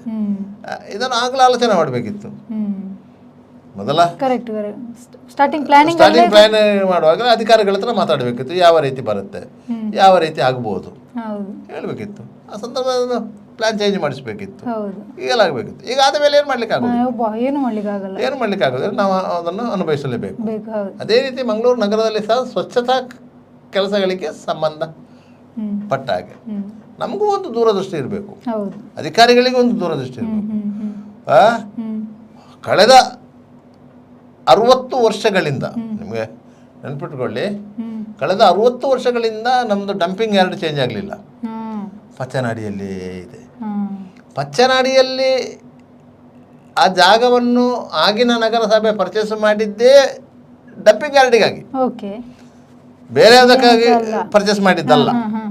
ಆಯ್ತಾ, ಅದನ್ನು ಪರ್ಚೇಸ್ ಮಾಡಿರೋದು. ನಗರ ಬೆಳೆದಂತೆ ಡಂಪಿಂಗ್ ಯಾರ್ಡ್ ನಗರದ ಒಳಗೆ ಬಂತು ಅಷ್ಟೇ. ನಗರ ಬೆಳೆದು ಆಚೆ ಹೋಯ್ತು. ವಾಮಂಜೂರು, ತಿರುವೈಲು, ಪಾರಾರಿ ಈ ಸೈಡ್ ಹೋಯ್ತು. ನಿಮಗೆ ಕ್ಷಯರೋಗ ಆಸ್ಪತ್ರೆ ಅಂತ ಹೇಳೋದು ನಾವು ಮೂಡುಶೆಡ್ಡದ್ದು, ಅದು ಮಂಗಳೂರು ನಗರದ ಹೊರಗೆ ಇತ್ತು. ಈಗ ಎಲ್ಲಿದೆ ಅದು? ಅದರ ಆ ಕಡೆಗೆ ನಿಮಗೆ ಪಿಲಿಕುಲ ಇದೆ, ಆ ಕಡೆಗೆ ಪಿಲಿಕುಲ. ಈಗ ಮಂಗಳೂರು ಸಿಟಿಯ ಒಳಗೆ ಇದೆ ಅದು. ನಿಮಗೆ ನಂದಿಗುಂಟೆ ಸ್ಮಶಾನ ಅಂತ ಹೇಳಿದ್ರೆ ನೀವು ಸಿಟಿಯ ಒಳಗಿದೆ ಇಲ್ವಾ? ಮೊದಲು ಇಲ್ಲಿತ್ತದ್ದು ಸಿಟಿಯ ಹೊರಗಿತ್ತು. ಅದಕ್ಕಿಂತ ದಾಟಿ ಸಿಟಿ ಬೆಳೀತಾ ಬಂತು. ಅದರಿಂದಾಗಿ ಆ ಕಾಲದಲ್ಲಿ ಹೊರಗಿದ್ದದ್ದೆಲ್ಲ ಒಳಗೆ ಬಂದಾಗ ಈ ಒಳಗಿದ್ದದನ್ನು ಹೊರಗೆ ಮತ್ತಷ್ಟು ಹೊರಗೆ ಹಾಕುವಂಥ ಪ್ರಯತ್ನ ಮಾಡಬೇಕು. ನಾವೀಗ ಪಂಪೇರಲ್ಲಿ ಬಸ್ ಸ್ಟ್ಯಾಂಡ್ ಮಾಡಲಿಕ್ಕೆ ನಮ್ಮದು ವಿರೋಧ ಇದೆ. ಪಂಪೇಲಲ್ಲಿ ಬಸ್ ಸ್ಟ್ಯಾಂಡ್ ಮಾಡಲಿಕ್ಕೆ ನಮ್ಮದು ವಿರೋಧ ಇದೆ, ಗೊತ್ತಾ ಜನರದ್ದು. ಯಾಕಂತ ಹೇಳಿದರೆ ಮಂಗಳೂರು ಸಿಟಿ ಒಳಗಿನ ವ್ಯವಹಾರಗಳು ಕುಂಠಿತ ಆಗ್ತದೆ ಅಂತೇಳಿ. ನೀವು ಹಂಪನಗಟ್ಟೆಯನ್ನು ಕೇಂದ್ರೀಕರಿಸಿದ ಸಿಟಿ ಬೆಳೆದಿದೆ. ಹಂಪನಗಟ್ಟೆಯಿಂದ ನೀವು ಬಸ್ ಸ್ಟ್ಯಾಂಡನ್ನು ಹೊರಗೆ ಹಾಕಿದರೆ, ಈಗ ಸರ್ವಿಸ್ ಬಸ್ ಸ್ಟ್ಯಾಂಡು ಸಿಟಿ ಒಳಗೆ ಸ್ಟೇಟ್ ಬ್ಯಾಂಕಲ್ಲಿ ಇರೋದ್ರಿಂದ ಅದನ್ನು ನೀವು ಹೊರಗೆ ಹಾಕಿದರೆ ಅಲ್ಲಿ ಡೆವಲಪ್ ಆಗ್ತಾ ಹೋಗ್ತದೆ. ಅಷ್ಟೊತ್ತಿಗೆ ಇಲ್ಲಿ ಕುಂಠಿತ ಆಗ್ತದೆ. ನಿಮಗೆ ಇಲ್ಲಿ ಮಂಗಳೂರು ಸಿಟಿಯಲ್ಲಿ ಸಿಗುವಂಥ ಎಲ್ಲ ವಸ್ತುಗಳು ನಿಮಗೆ ಪಂಪ್ವೆಲ್ಲು, ಆ ಕಡೆ ಪಟೀಲು, ಬಿಕರಗಟ್ಟೆ ಈ ಸೈಡಲ್ಲಿ ಸಿಗ್ತದೆ ಅಂತಂದರೆ ನೀವು ಸಿಟಿಗೆ ಯಾಕೆ ಬರ್ತೀರಿ? ಅದಕ್ಕೆ ಬಿಡಲ್ಲ, ಅದಕ್ಕೆ ಒಬ್ಜೆಕ್ಷನ್ ಇರೋದು. ಪಂಪೇಲಿಗೆ ಬಸ್ ಸ್ಟ್ಯಾಂಡ್ ಹೋಗಬಾರ್ದು ಅಂತೇಳಿ. ಪಂಪೇಲಿಗೆ ಬಸ್ ಸ್ಟ್ಯಾಂಡ್ ಹೋದರೆ ನಿಮಗೆ city bus, service bus stand, KSRTC 3 ಅಲ್ಲಿಗೆ ಹೋಗೋದು. 2 ಹೈವೇ ಕನೆಕ್ಟೆಡ್ ಏರಿಯಾ. ಆಯಿತಾ, ನಿಕಟವಾಗಿಯೇ ರೈಲ್ವೆ ಸ್ಟೇಷನು. ಅಲ್ಲಿಂದ ಸೆಂಟ್ರಲ್ ರೈಲ್ವೆ ಸ್ಟೇಷನ್ ಆಗಿರಲಿ, ಜಂಕ್ಷನ್ ರೈಲ್ವೆ ಸ್ಟೇಷನ್ ಆಗಲಿ 1 ಕಿಲೋಮೀಟ್ರು ಡಿಸ್ಟೆನ್ಸಲ್ಲಿ ಇರುವಂಥದ್ದು. ನಿಮಗೆ ಎಲ್ಲ ಕಡೆಯಲ್ಲಿ ಅನುಕೂಲ ಆಗುವಂಥ ಮಿಡ್ಲ್ ಪ್ಲೇಸ್ ಅದು. ನಿಮಗೆ ಬಸ್ ಸ್ಟ್ಯಾಂಡ್ ಅಂತ ಕಟ್ಟೋದು ಯಾಕೆ? ಈಗ ಬೆಂಗಳೂರಿನ ಮೆಜೆಸ್ಟಿಕ್ ಅಂತ ಹೇಳಿದ ಕೂಡಲೇ ಅದು ಏನಾಗಿತ್ತು? ಅದು ಕೆರೆ ಆಗಿತ್ತು ಒಂದು ಕಾಲದಲ್ಲಿ, ಅದು ದೊಡ್ಡ ಕೆರೆ. ಆಯಿತಾ, ಮತ್ತೊಂದು ಕಡೆ ವಸ್ತು ಪ್ರದರ್ಶನದ ಗ್ರೌಂಡು. ಆಯಿತಾ, ಮತ್ತೆ ಆಚೆಯಿಂದ ರೈಲ್ವೆ ಸ್ಟೇಷನ್ ಇತ್ತು. ಈ ರೈಲ್ವೆ ಸ್ಟೇಷನ್ ಪಕ್ಕದಲ್ಲಿ ಎಲ್ಲ ಇದಿತ್ತು, ಯಾವುದು ಸ್ಲಮ್ ಇತ್ತು, ಹ್ಮ್ ಹ್ಮ್ ಅದನ್ನು ಒಂದೇ ಬಾರಿಗೆ ಕಿತ್ತಾಕಿ ಅಲ್ಲಿ ಬಸ್ ಸ್ಟ್ಯಾಂಡ್ ಮಾಡಿದ್ದು. ಓ ಅಂದರೆ ಗುಂಡೂರಾವ್ ಸಿ ಎಂ ಆಗಿದ್ದಾಗ ಗುಂಡೂರಾವ್ ತೆಗೆದುಕೊಂಡ ನಿರ್ಧಾರ, ಅದನ್ನು ಮತ್ತೊಬ್ಬ ಸಿ ಎಂ ಮಾಡ್ಲಿಕ್ಕೆ ಆಗಲ್ಲ, ಖಂಡಿತ ಆಗಲಿಲ್ಲ. ಅಂದರೆ ಸರಿಸುಮಾರು 30,000-50,000 ಜನಸಂಖ್ಯೆ ಇತ್ತು ಅಲ್ಲಿ ಆ ಸ್ಲಮ್ಮಲ್ಲಿ. ಓಕೆ ಈಗ ಅದೇ ಸ್ಲಮ್ಮಲ್ಲಿ ಮೇಲಿದೆ ವಸಂತನಗರದಲ್ಲಿ, ಹ್ಮ್ ಅದಲ್ಲಿ ಕೆಳಗೆ ಇತ್ತು. ಹಾ ಹಾ ಈಗ ಮೆಜೆಸ್ಟಿಕ್ ಇದೆಯಲ್ಲ, ಹೌದು. ಅಲ್ಲಿ ಕೆಳಗಿತ್ತು ಅದು. ಅದನ್ನ ಅಲ್ಲಿ ಕಾಂಗ್ರೆಸ್ ವಸ್ತು ಪ್ರದರ್ಶನ ಆಗ್ತಾ ಇತ್ತು. ಆಯ್ತಾ, ಅಂಥ ಏರಿಯಾವನ್ನು ಮಾಡಿದ್ದಾರೆ. ಈಗ ಅದೇ ಬಸ್ ಸ್ಟ್ಯಾಂಡನ್ನು ನೀವು ಬೇರೆ ಕಡೆ ಶಿಫ್ಟ್ ಮಾಡಲಿಕ್ಕೆ ಆಗೋದಿಲ್ಲ ಅಂತಲ್ಲಿ ಅಲ್ಲಲ್ಲಿ ಬೇರೆ ಬೇರೆ ಬಸ್ ಸ್ಟ್ಯಾಂಡ್ ಮಾಡಿದ್ರು, ಸೆಟಲೈಟ್ ಬಸ್ ಸ್ಟ್ಯಾಂಡ್ ಎಲ್ಲ ಮಾಡಿದ್ದು ಅದಕ್ಕೆ. ಯಾಕಂದರೆ ಜನಸಂಖ್ಯೆ ಬೆಳೆದಾಗೆ, ನಗರ ಬೆಳೆದಾಗೆ ನೀವು ಬೇರೆ ಬೇರೆ ವ್ಯವಸ್ಥೆಗಳು ಮಾಡಬೇಕು. ಈಗ ಮಂಗಳೂರಲ್ಲಿ ಅಷ್ಟೇ, ನೀವು ಆದಷ್ಟು ಶೀಘ್ರದಲ್ಲಿ ಪಂಪ್ವೆಲ್ ಬಸ್ ಸ್ಟ್ಯಾಂಡಿನ ನೀರಿನ ಕಷಾಯವನ್ನು ರೆಡಿ ಮಾಡಲೇಬೇಕು, ರೆಡಿ ಮಾಡಲೇಬೇಕು. ಮಾಡದೇ ಇದ್ದರೆ ನಿಮಗೆ ಮತ್ತೆ ಮಂಗಳೂರಲ್ಲಿ ಬಸ್ ಸ್ಟ್ಯಾಂಡ್ ಮಾಡಲಿಕ್ಕೆ ಆಗೋದಿಲ್ಲ, ಖಂಡಿತ ಆಗೋದಿಲ್ಲ. KSRTC ಬಸ್ ಸ್ಟ್ಯಾಂಡನ್ನು ನೀವು ವಿಸ್ತರಣೆಗೆ ಆಲೋಚನೆ ಮಾಡಬೇಕು. ವಿಸ್ತರಣೆಗೆ ಆಲೋಚನೆ ಮಾಡಿ, ನೀವು ಕೊಂಟಿಗಾನದ ಇದನ್ನು ನೀವು ಸಿಟಿ ಬಸ್ ಸ್ಟ್ಯಾಂಡಾಗಿ ಮಾಡಲೇಬೇಕು. KSRTCಯ ಸಿಟಿ ಬಸ್ ಸ್ಟ್ಯಾಂಡಾಗಿ ಮಾಡಬೇಕು. KSRTC ಸಿಟಿ ಬಸ್ಸುಗಳು ಈಗ ಇರೋದು ಇನ್ನು ದಿನ ಹೋದಂತೆ ಜಾಸ್ತಿ ಆಗ್ತಾ ಹೋಗ್ತದೆ, ಬಸ್ ನಿರ್ವಹಣೆ ಜಾಸ್ತಿ ಆಗ್ತದೆ. ಮಂಗಳೂರು ನಗರದ ಒಳಗೆ ನಿಮಗೆ ವಾಹನ ದಟ್ಟಣೆ ಜಾಸ್ತಿ ಆಗ್ತದೆ, ನೀವು ಆದಷ್ಟು ಅದನ್ನು ಹೊರಗೆ ಕೊಂಡೋಗಲೇಬೇಕು. ಇಲ್ಲದ್ರೆ ನಗರ ಡೆವಲಪ್ಮೆಂಟ್ ಮಾಡಲಿಕ್ಕೆ ಸಾಧ್ಯನೇ ಇಲ್ಲ, ಆ ರೀತಿಯ ಪರಿಸ್ಥಿತಿ ಕ್ರಿಯೇಟ್ ಆಗುತ್ತೆ. ಓಕೆ ಧನ್ಯವಾದಗಳು ಸರ್ ನಮ್ಮ ಜೊತೆ ಮಾಹಿತಿಯನ್ನು ಹಂಚಿಕೊಂಡಿದ್ದಕ್ಕೆ. ನೋಡಿದ್ರಲ್ಲ ವೀಕ್ಷಕರು, ಇದಾಗಿತ್ತು ಇವತ್ತಿನ ಸುದ್ದಿಗೊಂದು ಗುದ್ದುವಿನ ಸುದ್ದಿ. ಮುಂದೆ ಇನ್ನಷ್ಟು ಸುದ್ದಿನ ನಿಮಗೋಸ್ಕರ ತಗೊಂಡು ಬರ್ತೀವಿ. ಅಲ್ಲಿವರೆಗೂ ನೋಡ್ತಾ ಇರಿ V4 news.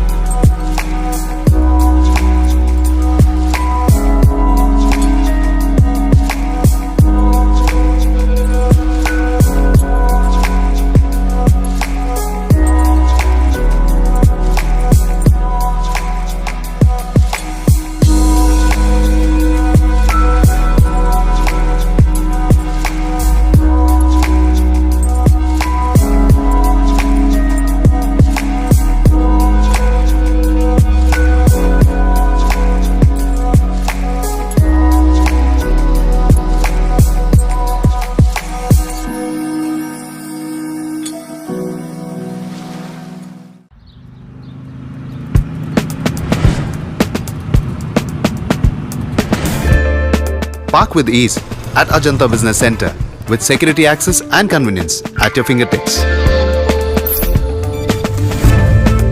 Step into a welcoming lobby where a warm smile greets you and your clients. With top-tier amenities, Ajanta set the stage for our success, leading us to Ashoka Business Center as our next upgrade. Invest in workspaces managed by Vertex. Invest smart. Invest in Mangaluru.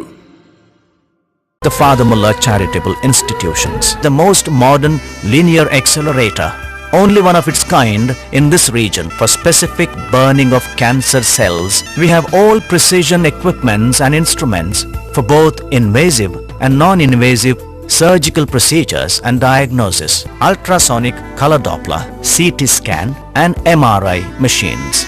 The operation theaters are equipped with contemporary equipments, high-tech intensive care units, neo and postnatal units, burns unit, cath lab and cardiothoracic units are fully equipped.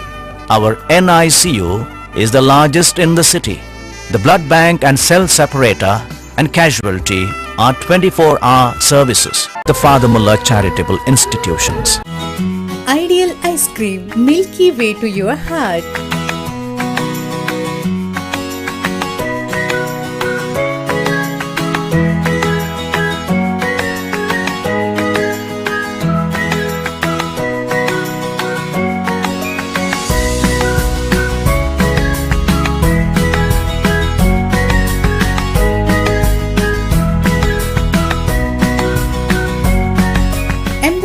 with a variety of fruits and flavored with rich crunch and chips. They treat your taste buds.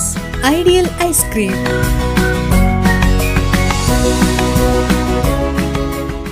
B. Devdas Ganpati Pai Enterprises. All kinds of quality and attractive material available at one place. Biggest showroom in Mangalore city. Admired by public at large. The showroom of your choice.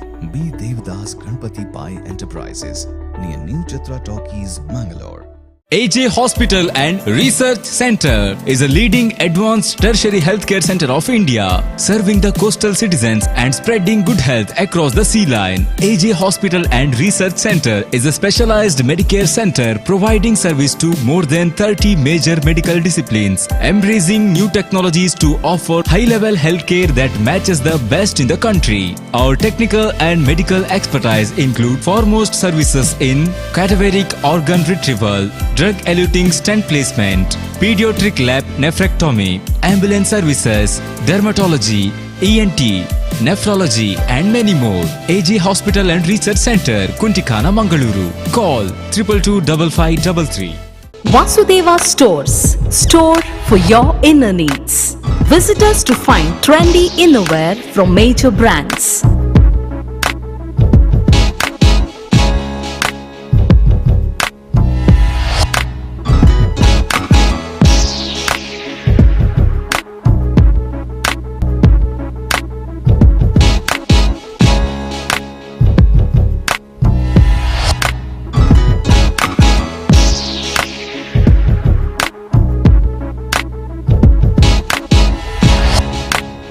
Visit Vasudeva Stores, ground floor, Ideal Towers, near Sharavu Ganapati Temple, Mangaluru.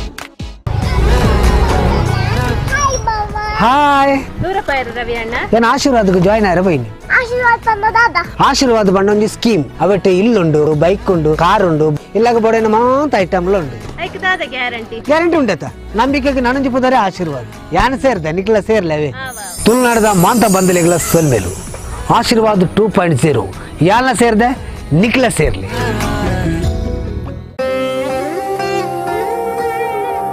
ಆಹಾ, shining ಆದ್ರೆ ಏನೋ missing.